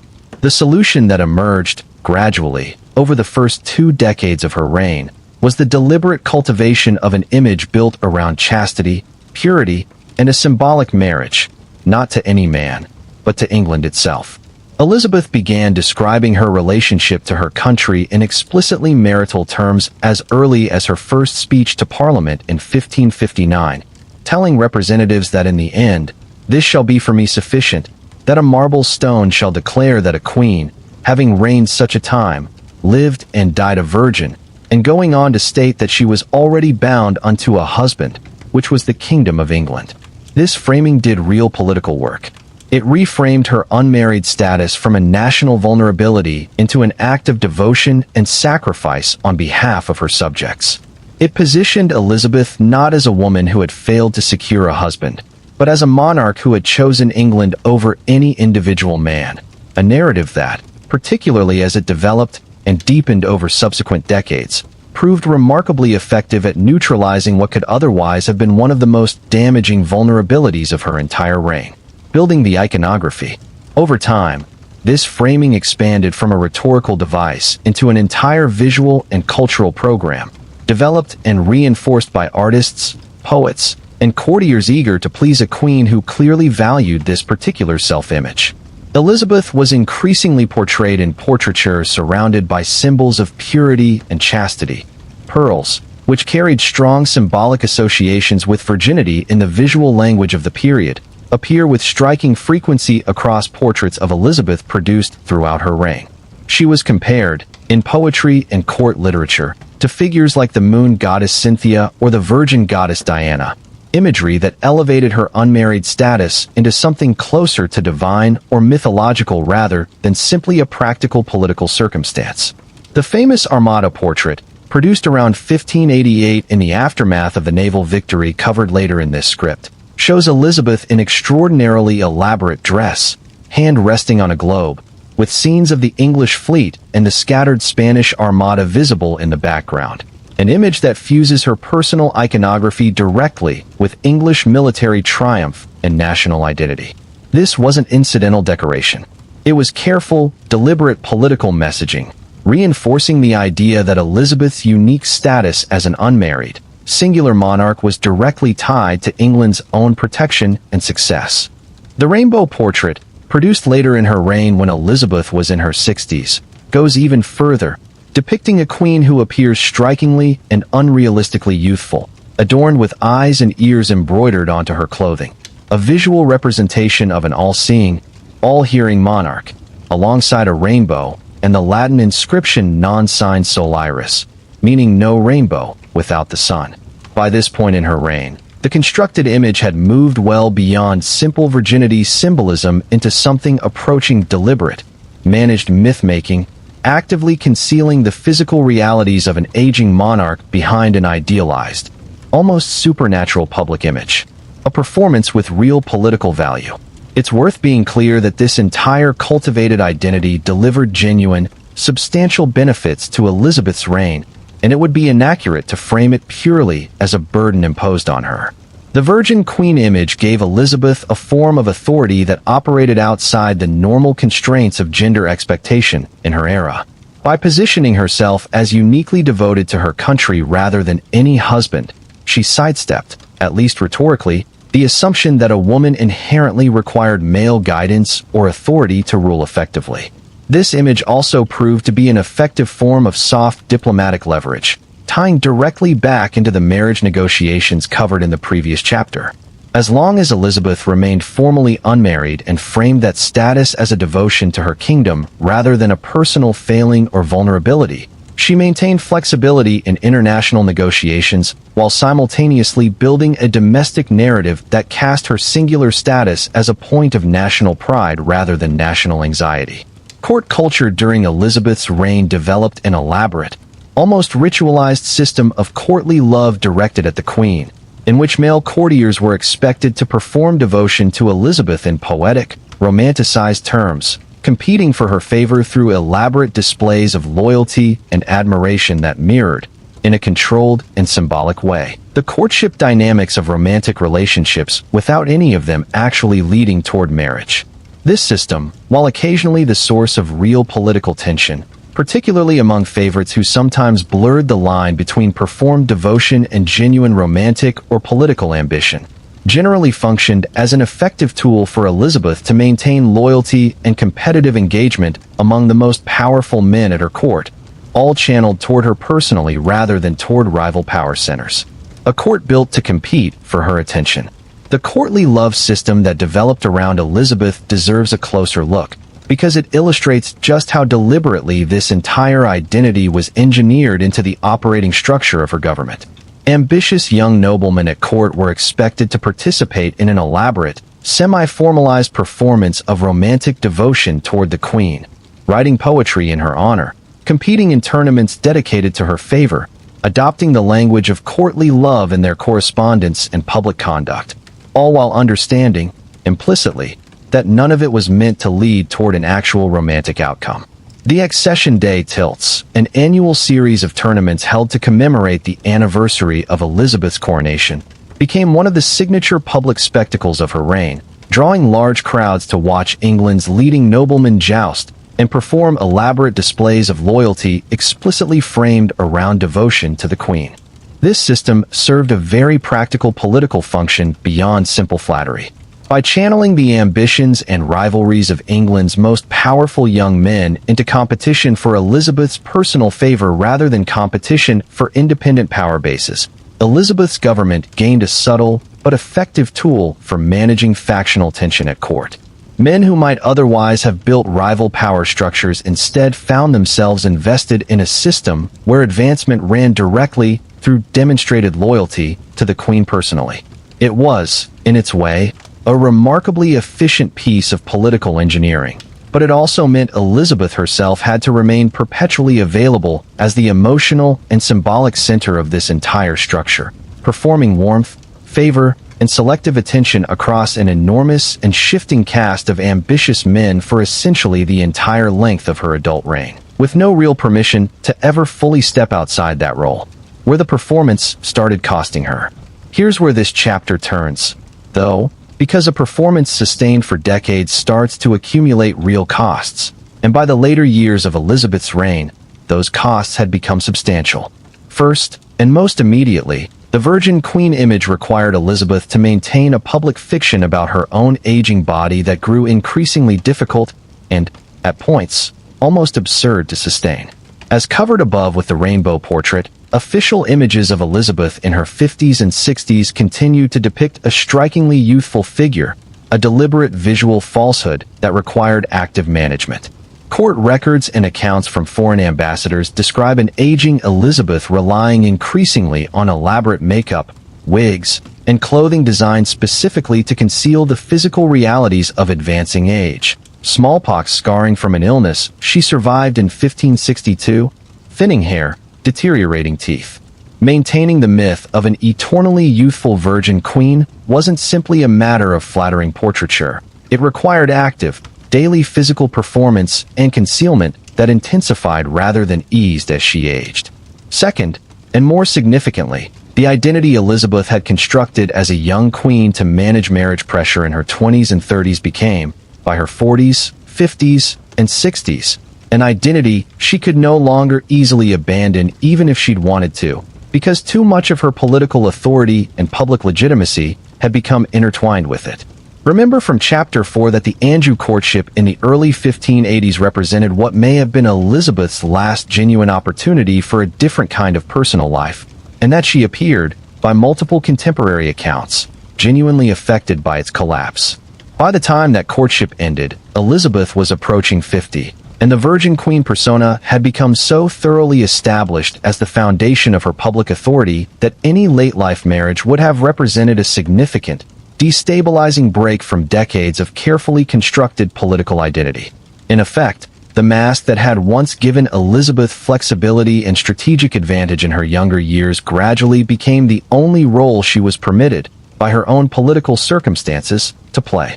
What began as a tool for managing external pressure evolved into an identity so structurally load-bearing for her entire government that Elizabeth herself may have had less genuine freedom to deviate from it in her later years than she'd had when she first started constructing it as a young queen looking for a way to survive relentless marriage pressure. The private woman underneath. This raises a genuinely difficult historical question that historians continue to debate. How much of the Virgin Queen was authentic personal conviction, and how much was pure political performance covering a very different private reality? The honest answer is that we can't know this with certainty, because Elizabeth was, by every account, exceptionally skilled at controlling what information about her private self and private feelings ever became public, a skill she'd been developing since the survival techniques covered back in chapters 1 and 2. What we do have are glimpses, moments that suggest a private emotional life considerably more complicated than the serene, devoted to England public image would suggest. Her visible distress at Anjou's departure in 1581.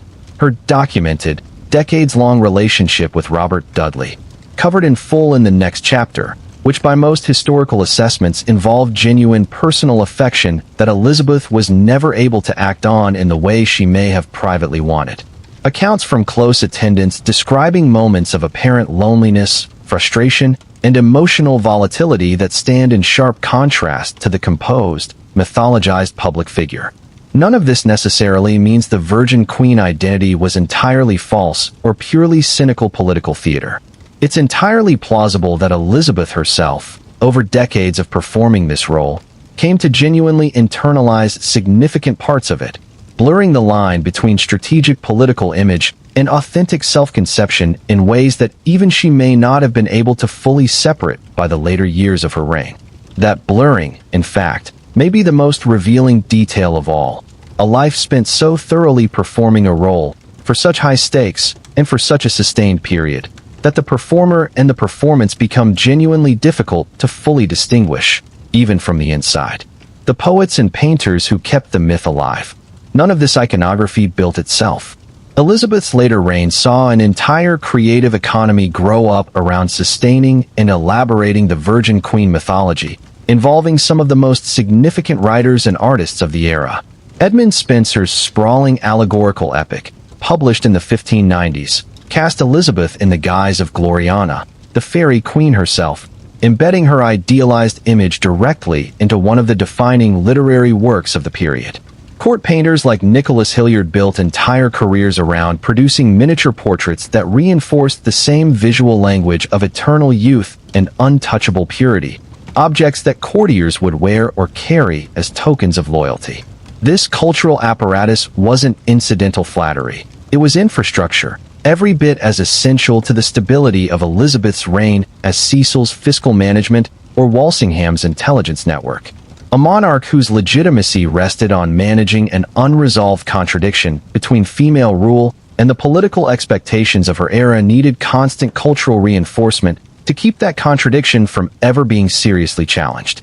The sheer volume of art, poetry, and pageantry produced in service of the Virgin Queen image across 4 decades reflects just how much ongoing maintenance the idea required, and how much collective effort went into keeping a single, carefully managed fiction convincing enough to hold an entire government together, a strategy that outlived its usefulness. By the final years of her reign, the Virgin Queen image had become something close to a trap rather than a tool. It had successfully carried Elizabeth through decades of marriage pressure, diplomatic maneuvering, and public legitimacy building.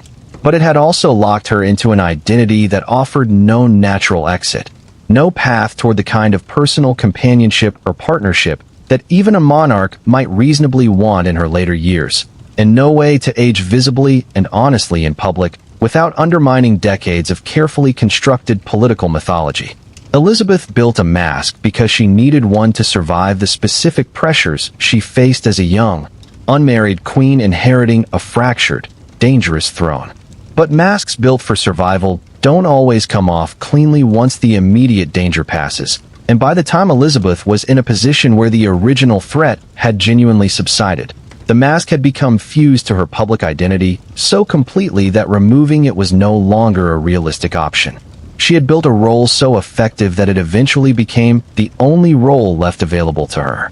And there's no better illustration of exactly how much this cost her personally than the one relationship in her entire life, where the political mask and her private wishes came into the most direct, painful conflict.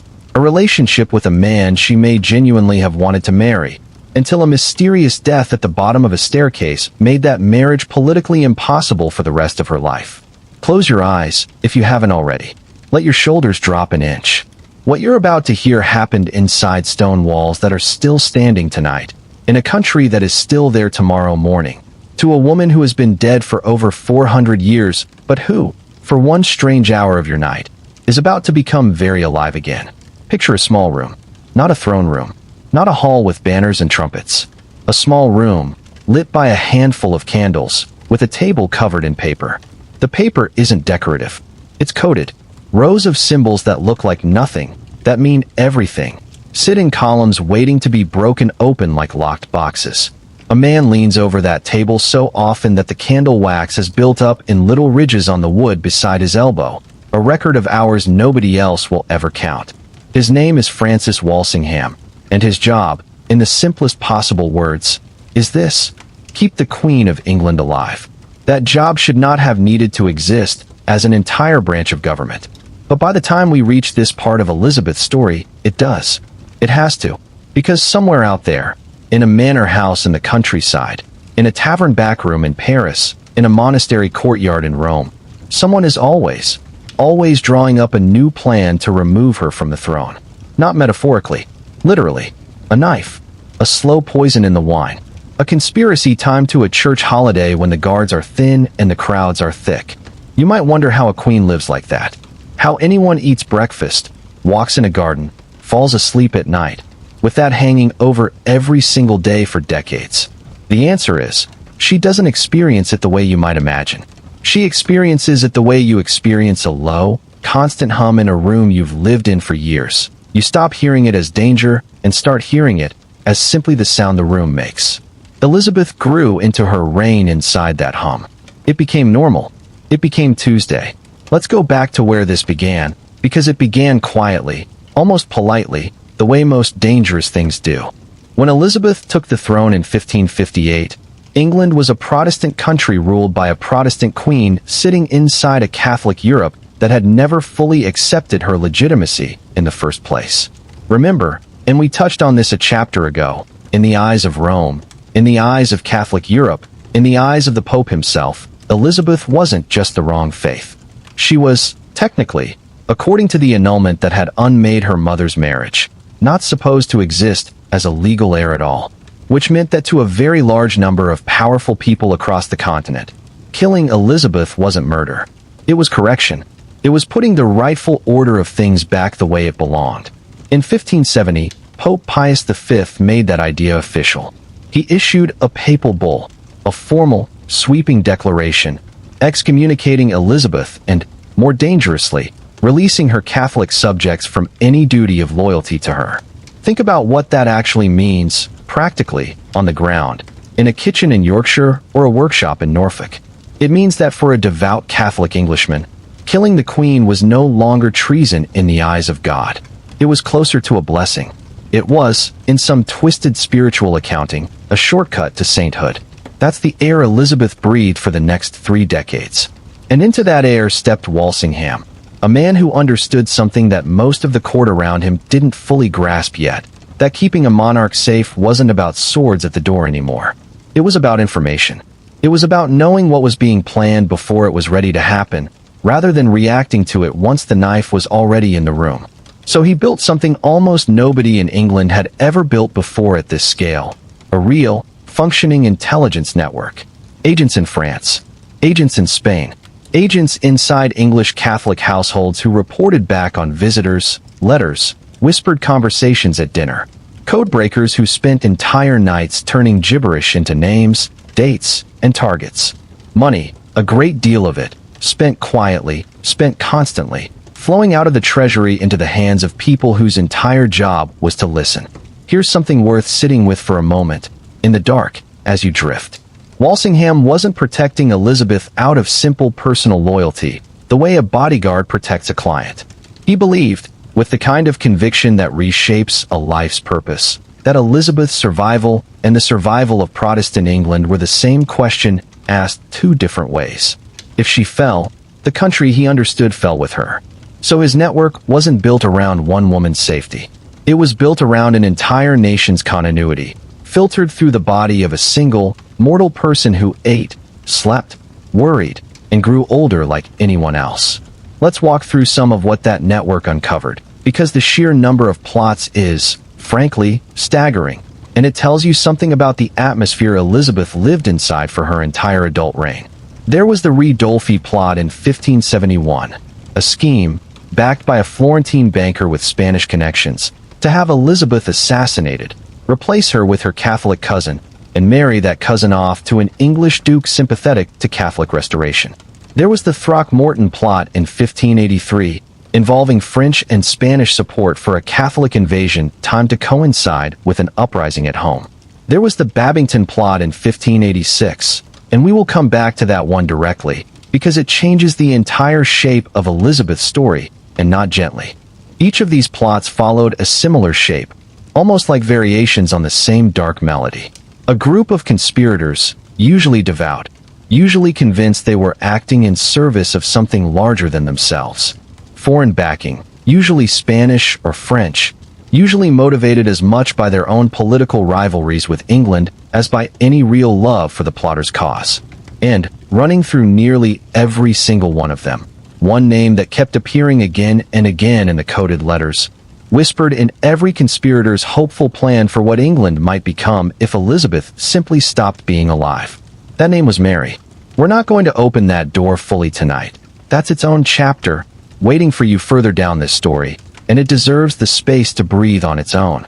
But it's worth noticing, right now, in this quiet room full of candlelight and coded paper, that Elizabeth's cousin sits at the center of almost every plot against her for nearly 2 decades. Not because Mary is orchestrating each one personally. Often she isn't. not directly, but because Mary exists as a living alternative. A Catholic queen with a plausible claim to the throne, waiting in comfortable captivity, is exactly the kind of hope a conspirator needs to justify the risk of treason. Remove Elizabeth, install Mary, and the whole religious and political order of England flips overnight. Which means that for Elizabeth, safety was never really about eliminating threats one at a time. It was about living, every single day, next to the existence of an alternative queen who made every threat worth taking for someone, somewhere. Let your breathing slow here, if it hasn't already. Picture the scale of what this did to a person's daily life. Elizabeth's food was tasted before it reached her table. Her clothing was checked. Strangers approaching too quickly in a crowd during a royal progress were pulled aside and questioned. Letters into and out of certain households were quietly intercepted, copied, resealed, and sent on their way as if nothing had happened. The recipient never knowing that their private words had already passed through careful eyes hundreds of miles away. And here's the part that's easy to miss if you only think about this in terms of danger and defense. All of that surveillance, all of that code breaking, all of that quiet, patient watching didn't just protect Elizabeth's body. It reshaped what trust could even mean inside her court. Imagine sitting at a dinner with your closest advisors, your oldest friends, the people who had served your family for years, and knowing, somewhere in the back of your mind, that any one of them might be the next name that surfaces in a decoded letter. Not because you suspect them specifically, but because you've learned, through decades of experience, that you can't actually know. Loyalty in Elizabeth's court wasn't assumed. It was investigated, monitored, and periodically confirmed, over and over again, for as long as she lived. There's a strange kind of loneliness hidden inside that arrangement, and it's worth pausing on before we move forward. A queen surrounded, at all times, by people whose entire job is to watch and be watched. A queen who cannot fully relax into a room the way you or I might relax into a room. Because relaxing means lowering a guard that has kept her alive since before she was old enough to fully understand what it was protecting her from. And yet, and this is the part that makes Elizabeth's story so different from a simple tale of paranoia, she didn't collapse under that weight. She didn't retreat into a locked tower, ruling from behind walls of guards, refusing public appearances. If anything, she did something closer to the opposite. She rode out among her people. She let herself be seen, touched almost, in crowded streets during royal progresses through the countryside. She understood something that a purely fearful ruler might have missed, that a queen who hides from her people loses the very thing that makes people willing to protect her in return. Visibility was a risk she chose to keep taking deliberately, again and again, because invisibility carried its own kind of danger. The danger of a monarch who feels distant, foreign, unknowable to the ordinary people whose loyalty ultimately held the whole system together. So here is the quiet, uncomfortable truth sitting underneath this entire chapter of her life. Safety and freedom pulled against each other constantly, and Elizabeth never got to fully have both at once. Every open window was also a possible entry point. Every crowd that loved her was also a crowd that could, theoretically, hide someone who didn't. She lived for decades inside that unresolved tension, and she never really got to put it down. If you're lying there right now, feeling the particular relief of a body sinking into a mattress with no one watching, no coded letters waiting to be read, no need to taste your dinner before you trust it. Let that feeling sit with you for a moment before it carries you further into sleep. That kind of unguarded rest was something Elizabeth rarely, if ever, fully had. Even in her own bedchamber, in the deepest hours of the night, the machinery Walsingham built kept turning somewhere else in the country on her behalf, watching, listening, waiting for the next name to surface in the candlelight. Let's slow down and actually look at how this code breaking worked, because it's easy to say coded letters and let the phrase slide past without picturing what it actually involved, hour after hour, night after night. Walsingham's chief cryptographer, a quiet, precise man named Thomas Philippes, had a particular gift for pattern, for staring at a page of meaningless symbols until, slowly, the shapes started repeating in ways that meant something. Substitution ciphers, nulls meant to confuse anyone without the key, code names standing in for real people and real places. Breaking one of these letters wasn't a single flash of insight. It was closer to hours of quiet, repetitive labor, testing pattern after pattern by candlelight, the kind of work that asks for enormous patience and rewards it only occasionally, and only after a great deal of nothing. And once a letter was broken, the real skill began, because Walsingham's network didn't simply intercept and read. They resealed. They forged the exact fold, the exact wax, sometimes even copied a correspondent's handwriting closely enough to add a line or soften a phrase before sending the letter onward, completely undetected, to the person who believed they were reading something private and untouched. Imagine the particular, quiet nerve that takes, holding someone else's secret, most private words in your hands, altering the world around them without their knowledge, and then simply closing the letter back up and sending it on its way as if you'd never been there at all. This is worth returning to for a moment, in the stillness of wherever you're lying right now. There's something almost intimate about that kind of surveillance, something closer than a locked door or an armed guard. Walsingham's people weren't simply watching from a distance. They were, in a very real sense, living inside the private correspondence of the people they suspected, reading their fears, their hopes, their careful plans, their affection for each other, before the intended recipient ever got the chance to. Safety, for Elizabeth, was purchased at the cost of an enormous, quiet invasion into the private lives of everyone who might, even distantly, pose a threat to her. The Ridolfi plot we mentioned a moment ago is worth a slightly longer look, because it shows how close some of these schemes came to actually working. Roberto di Ridolfi was an Italian banker with genuine access to powerful circles in Spain and Rome, and his plan wasn't some half-formed fantasy dreamed up in a tavern. It had real financial backing. It had the tentative support of the Duke of Norfolk, one of England's own highest-ranking nobles, who was drawn into the scheme with promises of marriage to the captive Mary and a restored Catholic England beneath them both. It had, at least in early conversations, interest from Spain in providing troops. It fell apart largely because Ridolfi's own couriers were intercepted and the plot unraveled under exactly the kind of patient, careful reading we just described. Norfolk was executed for his part in it. It was the first time an English duke had been executed since Elizabeth took the throne, and it sent a very clear, very cold message through the rest of the nobility about what involvement with these schemes would eventually cost. Then, in 1584, after yet another plot was uncovered, Elizabeth's Privy Council pushed through something remarkable in its bluntness: the Bond of Association. It was a document, signed by thousands of English gentlemen across the country, swearing that if Elizabeth were ever assassinated, the signatories would hunt down and execute anyone found to have benefited from her death, implicitly including Mary herself, regardless of whether Mary had any direct hand in the specific plot that succeeded. Think about what that document actually represents.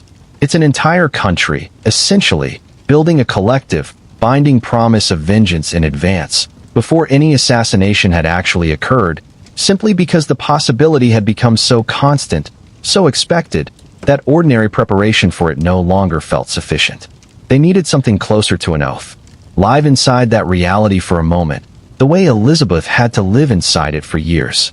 Picture waking up every morning knowing that thousands of your subjects have formally, legally bound themselves to a specific, violent response in the event of your death. Not as an abstract expression of loyalty, but as an actual, practical contingency plan, drafted and signed and filed away, waiting. That's not comfort, exactly. It's something closer to living permanently one step away from your own funeral, with the arrangements for what happens next already quietly prepared by people who love you enough to plan for the worst on your behalf. And through all of it, day after day, year after year, Elizabeth still had to be a functioning monarch. She still had to receive foreign ambassadors with warmth and composure, still had to preside over councils, still had to appear, again and again, calm and unshaken in public, even as the machinery protecting her worked constantly, invisibly, in rooms like the one we started this chapter inside. There's something worth admiring in that alone, separate entirely from the courage it took to survive the plots themselves, the discipline it must have taken to carry that low, constant hum of danger without ever letting it show plainly on her face in front of a room full of people, some of whom, statistically, could not be fully trusted. There's a particular kind of quiet that settles over a story right before something irreversible happens in it. You may have felt that quiet in your own life once or twice. The hush right before a difficult phone call. The stillness in a waiting room before a door finally opens. Elizabeth lived inside that exact kind of quiet for 19 years. Not because nothing was happening, because everything that was happening was leading, slowly, patiently, toward a single piece of paper she did not want to sign. Let's start at the beginning of this particular thread, because it started long before the ending we all associate with it. In 1568, a woman crossed into England asking for help. She was Mary, Queen of Scots, Elizabeth's first cousin once removed, a queen in her own right north of the border, and, by the bloodline that ran through her grandmother, a legitimate claimant to the English throne itself. Mary's own reign in Scotland had collapsed around her in scandal and rebellion. Her second husband had been murdered. She had then married the man widely suspected of that murder. Her Scottish nobles had turned on her, forced her to abdicate in favor of her infant son, and Mary, out of options, fled south across the border and threw herself on her cousin's mercy. Now put yourself, just for a moment, in Elizabeth's position, receiving that request. Here is a queen, a cousin, someone who shares your blood, someone who by every rule of family loyalty should be owed shelter and comfort. And here, at the very same moment, is the single most dangerous woman in England. Because Mary isn't just a fallen queen looking for refuge. She's Catholic. She has a real, legitimate claim to Elizabeth's own throne. Arguably, in the eyes of Rome, a stronger claim than Elizabeth's own. And every disaffected Catholic noble, every foreign king hoping to see Protestant England fall, every conspirator we spoke about a chapter ago, sees in Mary something they cannot see in Elizabeth, a plausible replacement. So what does Elizabeth do? She doesn't send Mary back to Scotland, where her enemies would very likely have her executed. She doesn't grant her the freedom to travel openly through England, where Mary's mere presence at any Catholic household would become a magnet for exactly the kind of plotting Walsingham's whole network existed to stop. She does something in between, something that will define the next 19 years of both their lives. She keeps her under guard, comfortable by the standards of the time. Mary had servants, fine clothing, needlework, correspondence, but never, not for a single day of those 19 years free. Try to imagine what 19 years like that actually feels like from the inside. Not 19 years of dramatic imprisonment in a dungeon.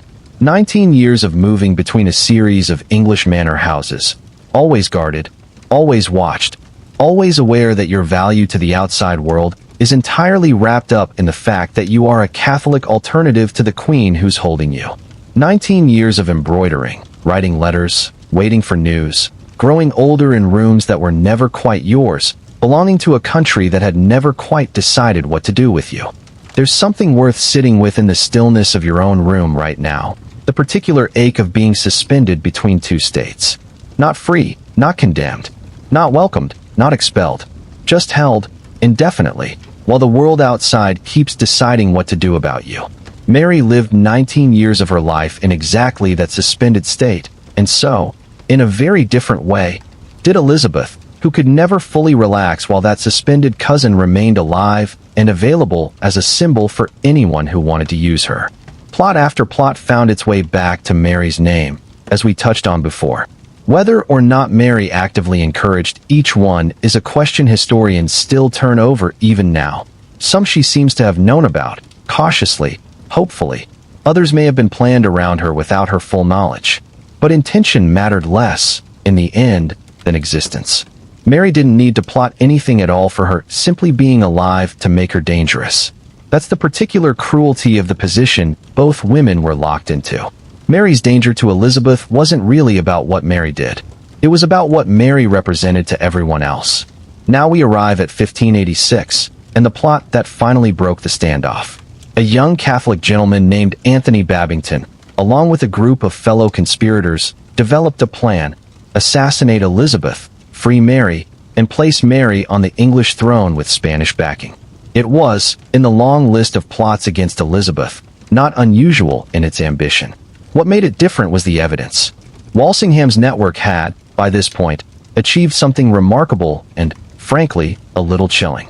They had secretly arranged the delivery route for Mary's supposedly private correspondence, smuggled, she believed, inside watertight tubes hidden in beer barrels carried by a sympathetic brewer. Mary trusted this route completely. She had no idea that every single letter passing through it was being intercepted, copied, and decoded by Walsingham's cryptographers before being resealed and sent on its way, appearing entirely untouched. Through that channel, Babington wrote to Mary describing the assassination plan in detail. And Mary, believing herself safe, believing this correspondence to be genuinely private, wrote back. Her reply, decoded by Walsingham's chief cryptographer, appeared to give approval to the plot against Elizabeth's life. That letter was the piece of paper that changed everything. For 19 years, Elizabeth had managed to avoid the ultimate decision by keeping Mary contained rather than condemned. The Babington letter removed that middle ground. Mary was now, in the eyes of English law, demonstrably complicit in a plan to murder a reigning monarch. Parliament, already exhausted by nearly 2 decades of plots traced back to Mary's existence, pushed hard for execution. Elizabeth's own council pushed for execution. The evidence, carefully, patiently gathered by a spy network built for exactly this purpose, pointed toward execution. And Elizabeth hesitated. This is worth slowing down for, because it tells you something true about who she was underneath the crown. Killing an anointed monarch, even a rival, even a captive, even one who had, by every legal standard of the time, forfeited her claim to mercy, was not a simple political calculation for Elizabeth. It set a precedent that unsettled her deeply. If one queen could be legally executed by the order of another, what did that say about the sanctity of monarchy itself? The very idea that had protected Elizabeth's own life through every assassination attempt aimed at her over the previous 3 decades? Kill Mary, and you crack open a door that might, someday, in some future crisis, be used to justify killing a queen named Elizabeth too. There's also, underneath the political reasoning, something quieter and harder to name. Mary was family. Not close family, not a sister or a mother, but blood all the same. Someone Elizabeth had corresponded with, thought about, negotiated with, for nearly 2 decades. Signing that warrant meant ending the life of someone she had known, in whatever complicated, wary way, for most of her adult reign. Elizabeth delayed for months. She signed the warrant in February of 1587 and then, according to several accounts from her own court, seemed to want to somehow unsign it, to have it exist in some suspended state where the decision was made but not yet acted upon. Her council, fearing she might change her mind entirely, moved quickly once the warrant was signed. They sent it to Mary's place of confinement, Fotheringhay Castle, without waiting for further confirmation, worried that if they gave Elizabeth more time to sit with the decision, she might pull back from it altogether. On the 8th of February, 1587, Mary, Queen of Scots, was executed in the Great Hall of Fotheringhay Castle. She dressed, by every account, with striking composure, a deep red underdress beneath black outer robes, red being the liturgical color of Catholic martyrdom, a final, deliberate statement about how she wanted history to remember the meaning of her death.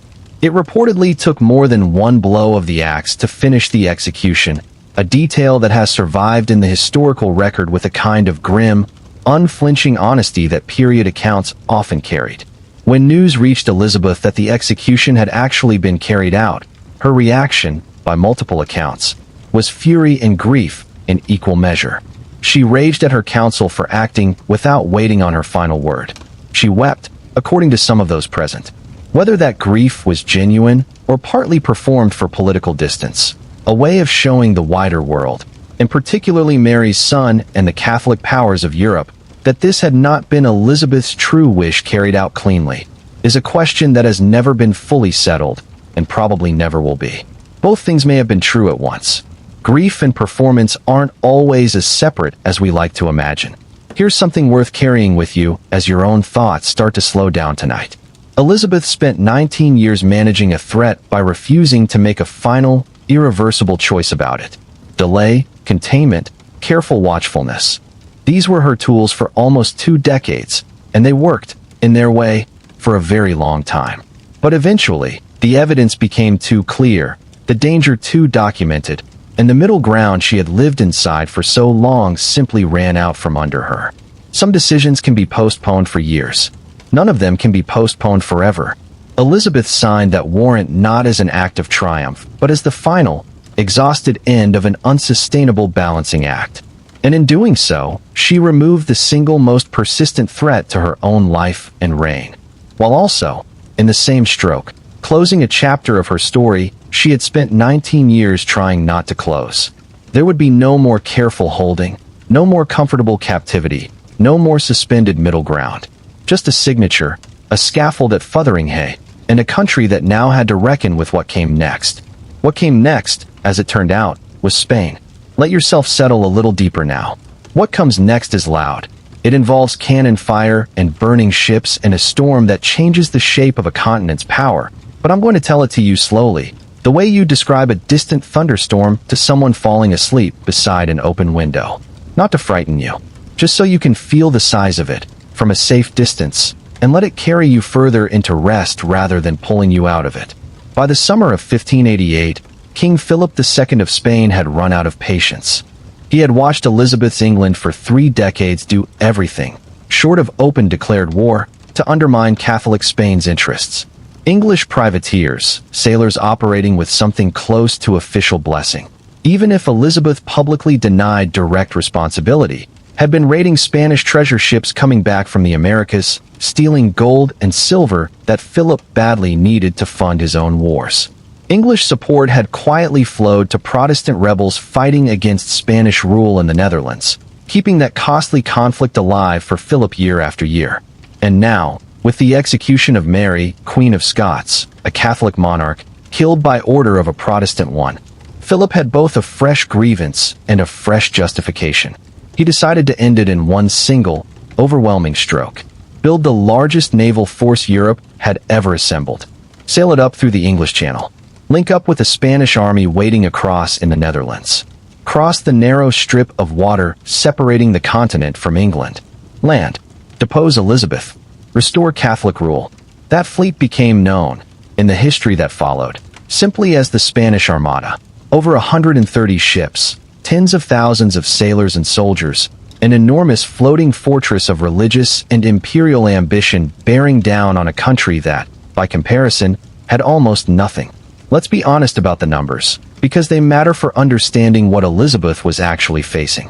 England's treasury was thin, chronically thin, the way we discussed back in an earlier chapter of this story. Inherited debt, ongoing costs, a crown that had never had the luxury of deep reserves. The English Navy, while skilled and led by genuinely brilliant commanders like Francis Drake and Charles Howard, was smaller, its ships generally lighter and faster, but far less numerous than what Spain was sending across the water.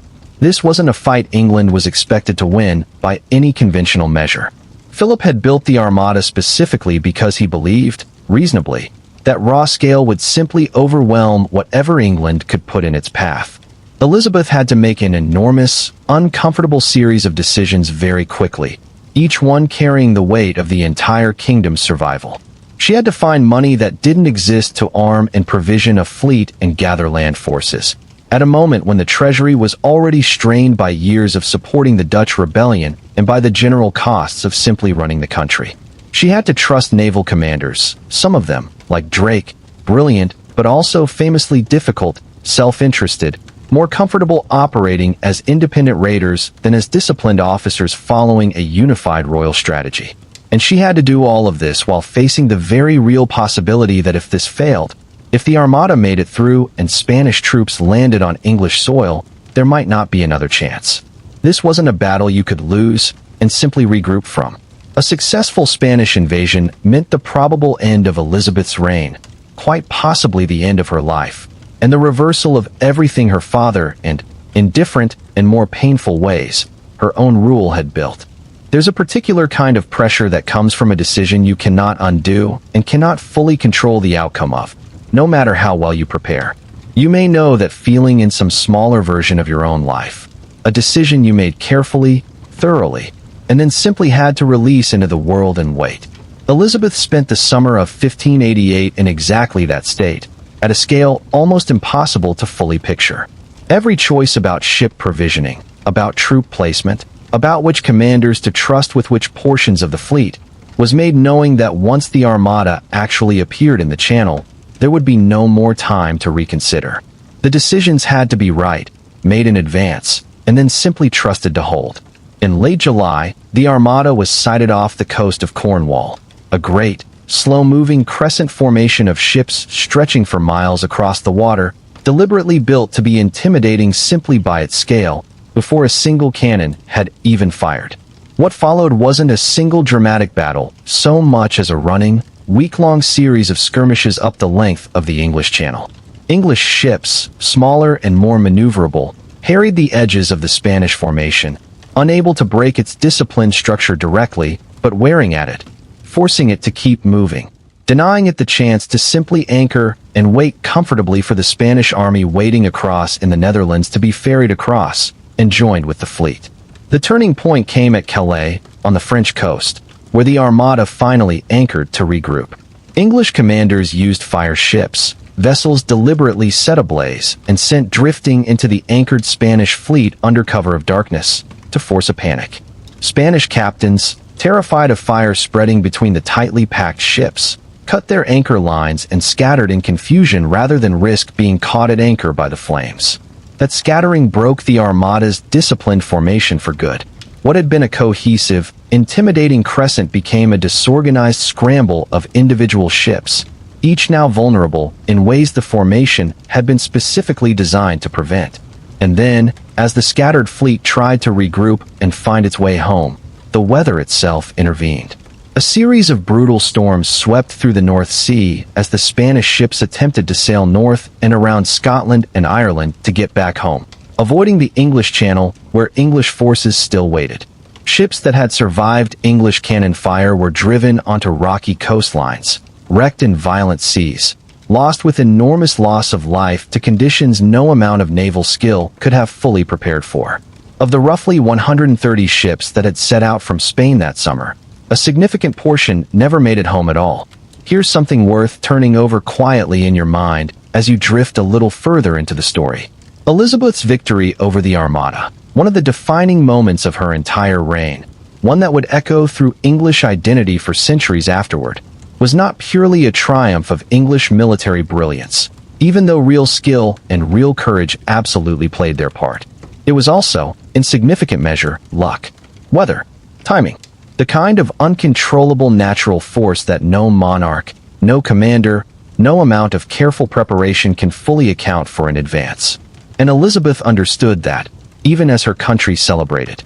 She understood that she had gambled the entire kingdom on a fight where victory depended on factors far beyond her control, and that the storms which scattered the Spanish fleet on its way home could just as easily have gone differently, could have spared more Spanish ships, could have allowed Philip's forces to regroup and try again.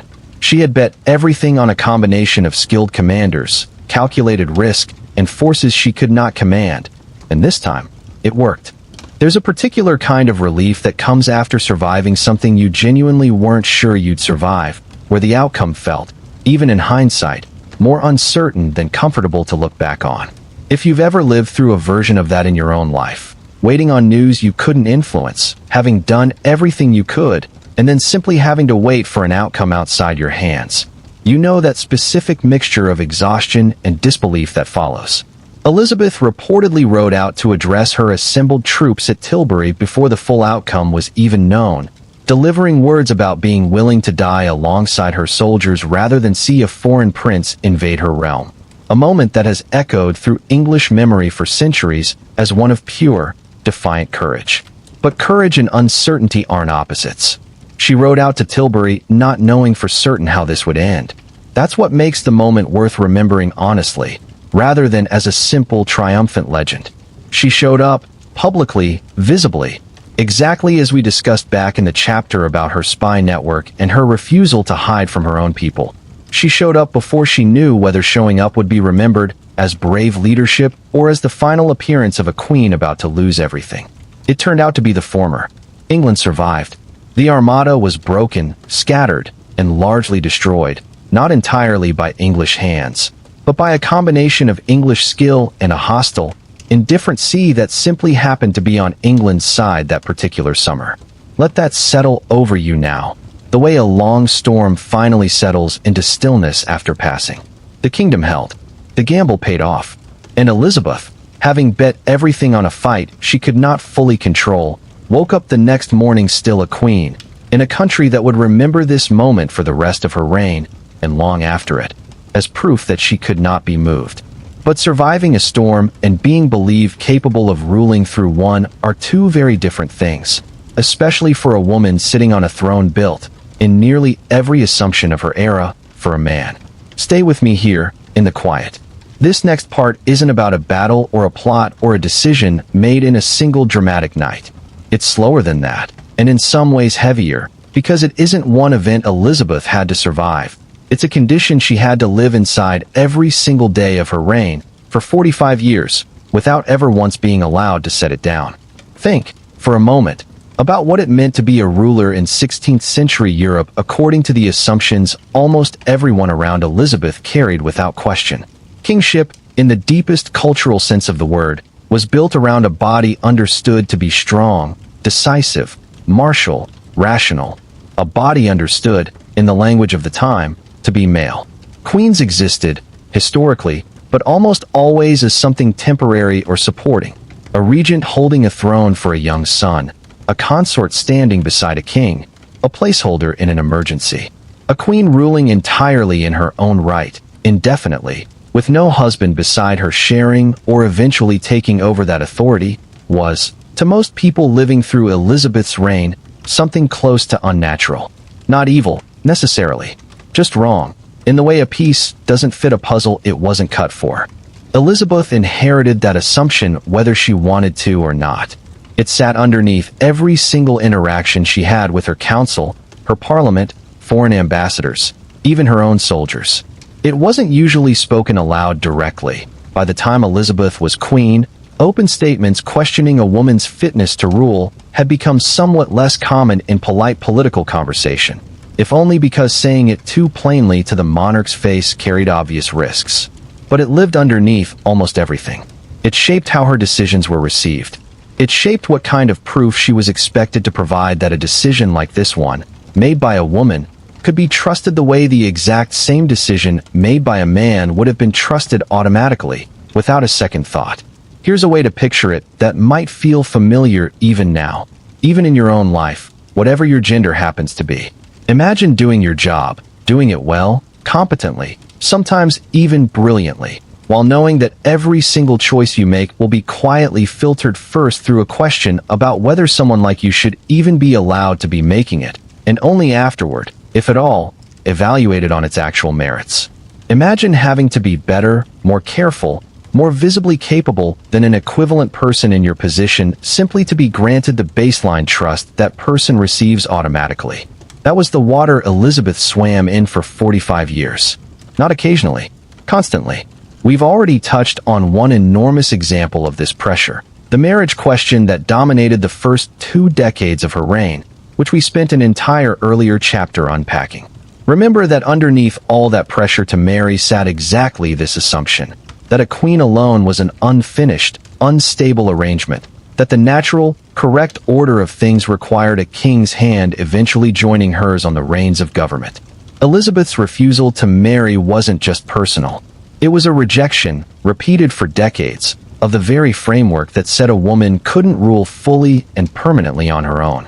But the marriage question, as large as it was, is really just one visible symptom of something that ran through her entire reign in smaller, quieter ways too.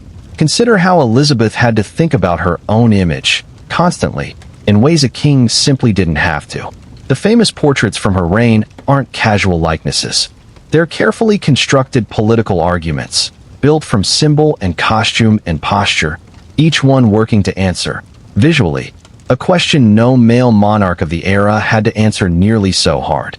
Can this person actually be trusted with power? Look at how she used her own virginity, something we discussed in an earlier chapter as a survival strategy around the marriage pressure, and notice how it did double duty here too. The Virgin Queen image wasn't just about avoiding a husband's competing claim to power. It also transformed something her culture might have used against her, an unmarried woman, alone, without a man's guidance, into something that could be read instead as purity, devotion, a kind of sacred singularity. She took a vulnerability her culture would have used to question her fitness to rule and rebuilt it, deliberately, into a symbol of strength instead. That's not something a king of the period needed to do. No one questioned Henry VIII's fitness to rule based on his marital status. Elizabeth had to constantly, actively manage a question that simply didn't exist for the men who had worn her crown before her.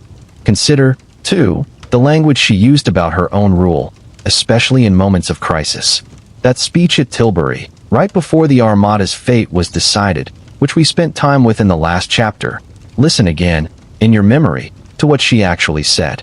She spoke about having the body of a weak and feeble woman, but the heart and stomach of a king. Sit with the strangeness of that phrase for a moment. She wasn't simply claiming courage. She was explicitly, publicly separating her physical female body from the quality of leadership she was claiming to possess, because she understood, with total clarity, that her body alone, in the eyes of the soldiers she was addressing, in the eyes of the culture she ruled within, would not be accepted as sufficient proof of the courage and authority she needed them to believe in that morning. She had to say it. A king never would have needed to. This is worth turning over slowly, the way you might turn over a stone to see what's underneath it. Elizabeth didn't get to simply be a good ruler and let that speak for itself, the way history often allows her father or her eventual successor to be judged. Every good decision she made had to first survive the question of whether a woman could be trusted to make it, before it was even allowed to be judged as good or bad, wise or unwise, on its own terms. That's an entire invisible layer of labor that doesn't show up in the official records of policy and war and treaty. A layer of constant, exhausting translation, turning her judgment into something her court and her country could accept as legitimate simply because it came wrapped in a woman's body. And she was remarkably successful at it, which is easy to overlook now, with the comfortable distance of centuries between us and her. 45 years is an extraordinarily long reign by the standards of any era, let alone one as turbulent and dangerous as this one. She outlasted plots, a foreign invasion, religious upheaval, and the near-constant undercurrent of doubt about her basic legitimacy to rule at all, not just as Elizabeth specifically, but as a woman occupying a role her entire culture had built, in its deepest assumptions, for someone else. But success at managing a burden isn't the same thing as the burden disappearing. Elizabeth never got to stop proving herself. Not after 10 years on the throne, not after 20, not after the Armada, not after decades of competent, careful governance that any male monarch would have had accepted as simply obvious evidence of fitness to rule long before. The scrutiny didn't ease with time the way you might expect a country's trust to deepen and settle after years of demonstrated capability.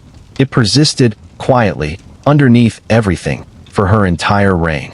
Let that sit with you for a moment, here in the dark, where nobody is watching you and nobody needs you to prove anything about your capability before they'll believe your judgment.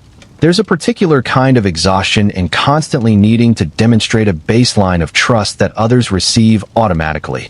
An exhaustion that doesn't show up as a single dramatic crisis, the way a plot or an invasion does, but as a low, steady weight carried across decades, present in every decision, every public appearance, every carefully constructed portrait, and carefully worded speech. Elizabeth carried that weight for 45 years and never once got to set it down publicly, not even for a day. And as her reign stretched on, as her body aged the way every body eventually does, that same scrutiny she had managed so carefully for so long would begin asking a new, quieter, more personal question. One about what would happen to England once her body, finally, could not keep proving anything at all. There's a specific kind of silence that settles over a room once everyone important to you has either died, drifted away, or turned into someone you can no longer fully trust. Not the peaceful silence of an empty house at the end of a long day. A heavier kind.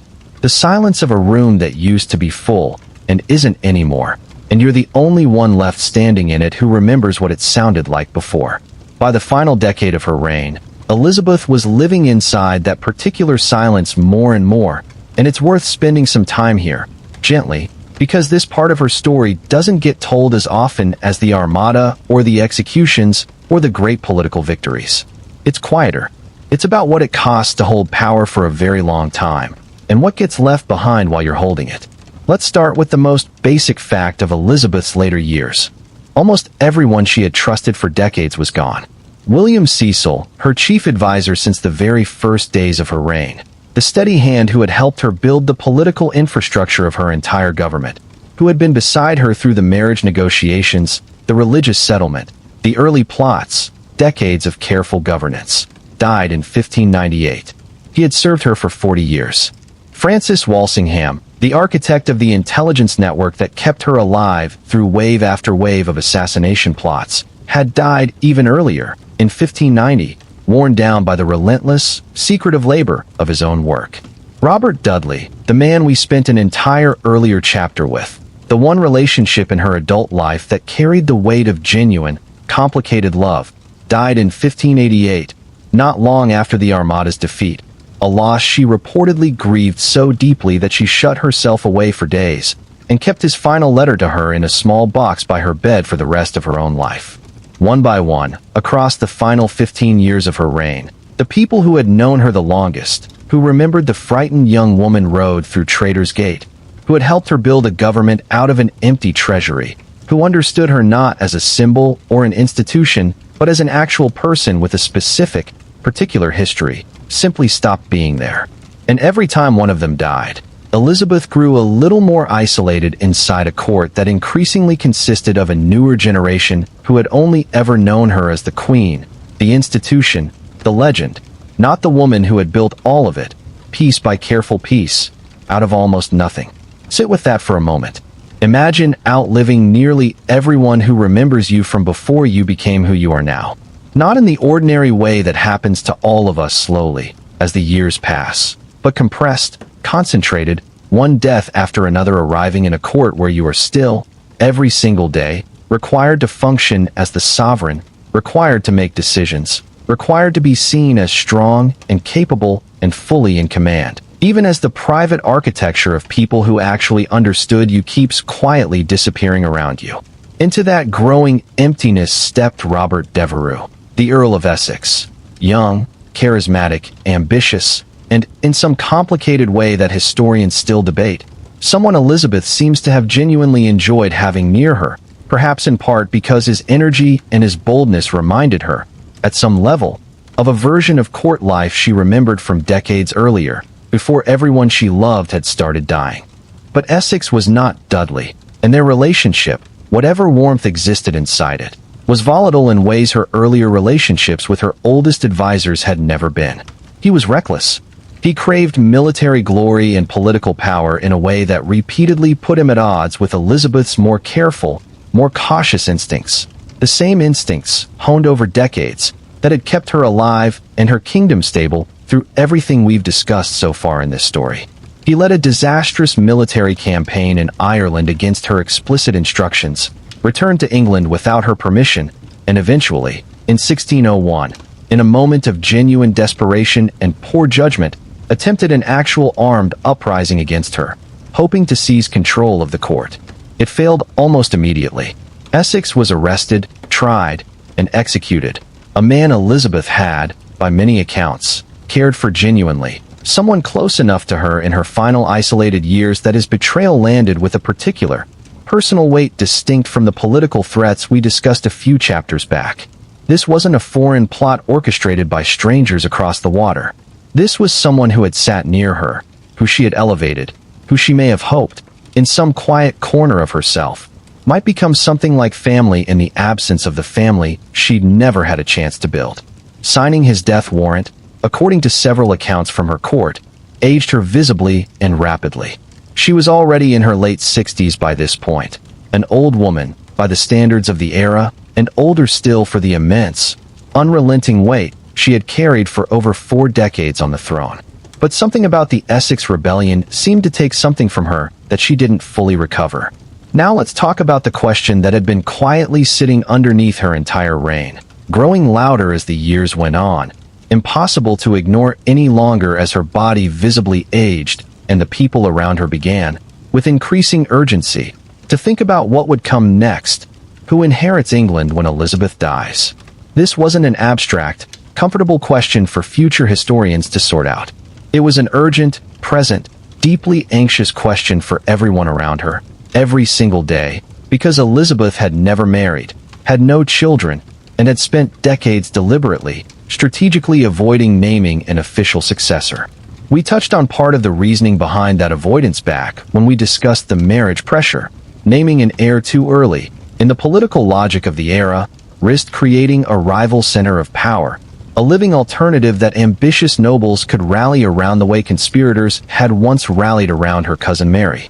Better, Elizabeth seemed to calculate for most of her reign, to keep the succession deliberately unresolved than to hand potential rebels a specific name to organize behind while she was still alive to be threatened by it. But that strategy, wise as it may have been for most of her reign, came with a cost that grew sharper the older she got. A court without a clear, named successor is a court full of people quietly, carefully, sometimes desperately trying to position themselves for whatever comes after the queen finally dies, building secret correspondence with likely candidates, hedging their loyalty, keeping one careful eye on the aging monarch in front of them and another on the uncertain future waiting just past her. Imagine being at the center of that. Imagine knowing, with total clarity, that a meaningful portion of the people surrounding you every single day are simultaneously serving you and quietly preparing for the moment you're gone. Not necessarily out of malice, but out of the ordinary, understandable instinct towards self-preservation in an uncertain political world. That's a particular, corrosive kind of loneliness. Not the loneliness of being alone in an empty room. The loneliness of being surrounded by people whose attention is only partly, conditionally, yours. By her final years, Elizabeth had, according to numerous accounts from courtiers and visiting ambassadors, become increasingly withdrawn, increasingly given to long silences, occasionally seen staring at nothing in particular for extended stretches of time. Some of that was almost certainly simple old age and declining health. But some of it, it's hard not to imagine, was something closer to grief, a long, accumulated grief for a life spent almost entirely in service of a role that had cost her nearly everything ordinary and personal a life can offer.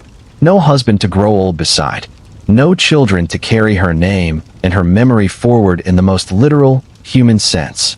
Friends and advisors who had died one by one, faster than new ones could ever fully replace what was lost. And a court full of people whose loyalty, however genuine in the moment, was permanently shadowed by their own careful calculations about the uncertain future. If you're lying there right now, in a quiet room, maybe with someone nearby who knows you deeply, who remembers who you were years ago, who isn't quietly calculating what happens after you're gone, let that be something you notice, gently, with something like gratitude, before sleep finally takes you the rest of the way. Elizabeth held one of the most powerful positions in the entire world for 45 years, and by the end of it, she was profoundly, structurally alone in a way that power, it turns out, cannot actually protect you from. Sometimes it does the opposite. Sometimes the higher you sit, the fewer people remain who can simply sit beside you as an equal, without an agenda, without a calculation, just as someone who knew you before any of this began. That isolation would follow her all the way to the very end of her story, into the final months of her life, when the woman who had spent her entire reign carefully avoiding the question of who would come after her would finally have to face it, one way or another, whether she chose to answer it out loud or not. This is the last chapter of this particular journey, and I want to slow down even further here, because endings deserve a gentler pace than everything that came before them. If you're still awake, that's all right. Let the words come slowly. There's nowhere else you need to be. By 1602, Elizabeth was 68 years old, which, by the standards of her era, was an extraordinary age for anyone to reach, let alone a monarch who had carried the full, relentless weight of governing a kingdom for 44 years by that point. She had outlived nearly everyone from her early reign. She had survived plots, a foreign invasion, religious upheaval, a rebellion led by someone she had genuinely cared for. She had, against every expectation placed on her at the very beginning of this story, a 3-year-old girl whose title disappeared overnight. A young woman rode through a river gate reserved for prisoners who didn't come back out. Built one of the longest, most stable reigns in English history. But by these final years, something had shifted in her, something that those closest to her noticed even if they didn't always have the words for it. She grew withdrawn. She grew, according to several accounts from courtiers who observed her closely in this period, increasingly melancholic, prone to long silences, occasionally found simply sitting, staring at nothing, for stretches of time that unsettled the people around her. Part of this was almost certainly the accumulated grief we spent time with in the last chapter. Losing Cecil, losing Walsingham, losing Dudley years earlier, losing Essex in circumstances that combined betrayal and loss in a way that must have been especially difficult to fully metabolize. Part of it was likely simple physical decline, the ordinary erosion that comes with living an extraordinarily long life inside a body that had never gotten a real rest across 4.5 decades of relentless responsibility. And part of it, almost certainly, was the question that had followed her for years and that she still, even now, in her late 60s, refused to answer out loud. Who comes next? Let's sit with this refusal for a moment, because it's genuinely strange when you think about it plainly. Elizabeth understood, better than almost anyone in her court, the danger of an unclear succession. She had lived her entire childhood and young adulthood inside the instability that followed her father's chaotic sequence of marriages and the confused, contested reigns of her half-siblings that followed his death. She knew, from painful personal experience, what it looked like when a country wasn't sure who its rightful ruler actually was. And yet, even at the very end of her own life, with death approaching in a way that had become increasingly, visibly obvious to everyone around her, she still would not formally, officially name her successor. Why? Historians have turned this question over for centuries, and there's no single, fully satisfying answer, but a few threads seem to run through most explanations. Naming an heir, even at the very end, still carried some of the old risk we discussed earlier, creating, even briefly, a second center of power that ambitious nobles might rally toward while Elizabeth still technically held the throne. There's also something more personal in it, something harder to fully articulate. Naming a successor meant, in the most direct and unavoidable way possible, admitting out loud that her reign was actually, finally, coming to an end. For a woman who had spent her entire adult life proving, over and over, chapter after chapter of this story, that she was capable, strong, in command, admitting that her body was failing, that her time was genuinely running out, may have been its own kind of impossible surrender, even at 69 years old, even with death standing plainly in the room. By early 1603, it was clear to everyone around her that the end was close. She had grown increasingly frail. She reportedly refused to go to bed for long stretches during her final illness, insisting instead on standing or sitting upright for hours, as if lying down was itself a kind of concession she wasn't ready to make. Some accounts from courtiers present in her final days describe her staring silently for long periods, speaking rarely, seemingly turned inward towards something none of them could fully see or share with her. On the 24th of March, 1603, at Richmond Palace, Elizabeth died in her sleep, in the early hours of the morning, having reigned for just over 44 years. She never formally, publicly named her successor in writing during her lifetime. According to several accounts, though historians continue to debate exactly how reliable these particular details are, she may have indicated, in her final hours, through a gesture rather than words, some acknowledgement that James VI of Scotland, the son of the cousin she had signed a warrant to execute 16 years earlier, should be the one to follow her. Whether that gesture was genuine, misremembered, or partly constructed afterward by courtiers eager to ensure a smooth, uncontested transition of power, is something we simply cannot know with full certainty from this distance. What we do know is this: the succession that followed, remarkably, unfolded peacefully. James did become king. The transition, which so many people around Elizabeth had feared and quietly maneuvered around for years, happened without the civil war or contested uprising that had haunted the edges of English political anxiety for the entire final decade of her reign. In that sense, whatever careful, ambiguous balance Elizabeth had maintained around the succession question, refusing to name an heir while somehow, in the end, allowing the transition to happen smoothly regardless, worked. It worked right up until the very last moment. But let's step back now, gently, and hold the whole shape of this story in your hands for a moment before we let it go completely. Think back to where we began, chapters ago now, with a 3-year-old girl whose mother was executed on her own father's order, a girl whose very legitimacy, whose right to exist as a future queen at all, could be and was erased with a single legal stroke. Think about the young woman rode through Traitors Gate at 21, genuinely uncertain whether she would ever walk back out. Think about the broken, empty treasury she inherited, the decades of relentless pressure to marry someone she didn't want, the mask of the virgin queen that both protected her and, in its own way, trapped her, the man she loved and could never fully have, the constant hum of assassination plots that shaped every meal and every crowd for 30 years, the cousin she held for 19 years and finally, agonizingly, had to sign away. The entire kingdom she gambled on a single naval campaign. Against impossible odds, the endless, exhausting requirement to prove, over and over, that a woman's judgment deserved the same trust a man's would have received automatically. And finally, this.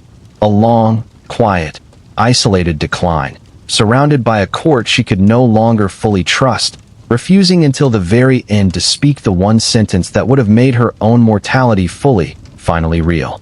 That's the full arc of it. Not a simple story of triumph, though there was genuine triumph inside it. Not a simple story of tragedy, though there was real, accumulated loss and grief woven through nearly every chapter we've spent together. Something more complicated and, in its own way, more honest than either of those simpler versions could capture on their own. A woman who took an almost impossibly difficult inheritance, instability, danger, a broken treasury, a country divided by faith, a culture that doubted her fitness to rule before she'd made a single decision, and turned it, through decades of careful, exhausting, often lonely work, into one of the most stable and celebrated reigns in her country's entire history. And she did it without most of the things we might assume a person needs to sustain a life like that. Without a husband to share the weight. Without children to carry her forward into the future in the most literal sense. Without, in her final years, very many people left who remembered her as anything other than the crown itself. If you're still here with me, drifting now towards sleep, let this be the last thought I leave with you tonight. Power, even at its absolute height, does not protect a person from loneliness. Success, even the kind that reshapes a nation for centuries afterward, does not erase the ordinary, human cost of everything given up to build it. Elizabeth's story isn't really a story about a queen at all, not underneath everything. It's a story about a person who kept showing up, decade after decade, exhausted and isolated and uncertain, because the alternative, stepping back, admitting defeat, letting the whole fragile structure collapse, was never something she was willing to allow. She died without ever saying the words out loud. But the country she left behind held together anyway. Sometimes that's what an entire life of careful, quiet endurance actually buys you. Not a perfect ending, tied up neatly, but simply this. Everything holding, a little longer, after you're finally allowed to rest. Sleep well.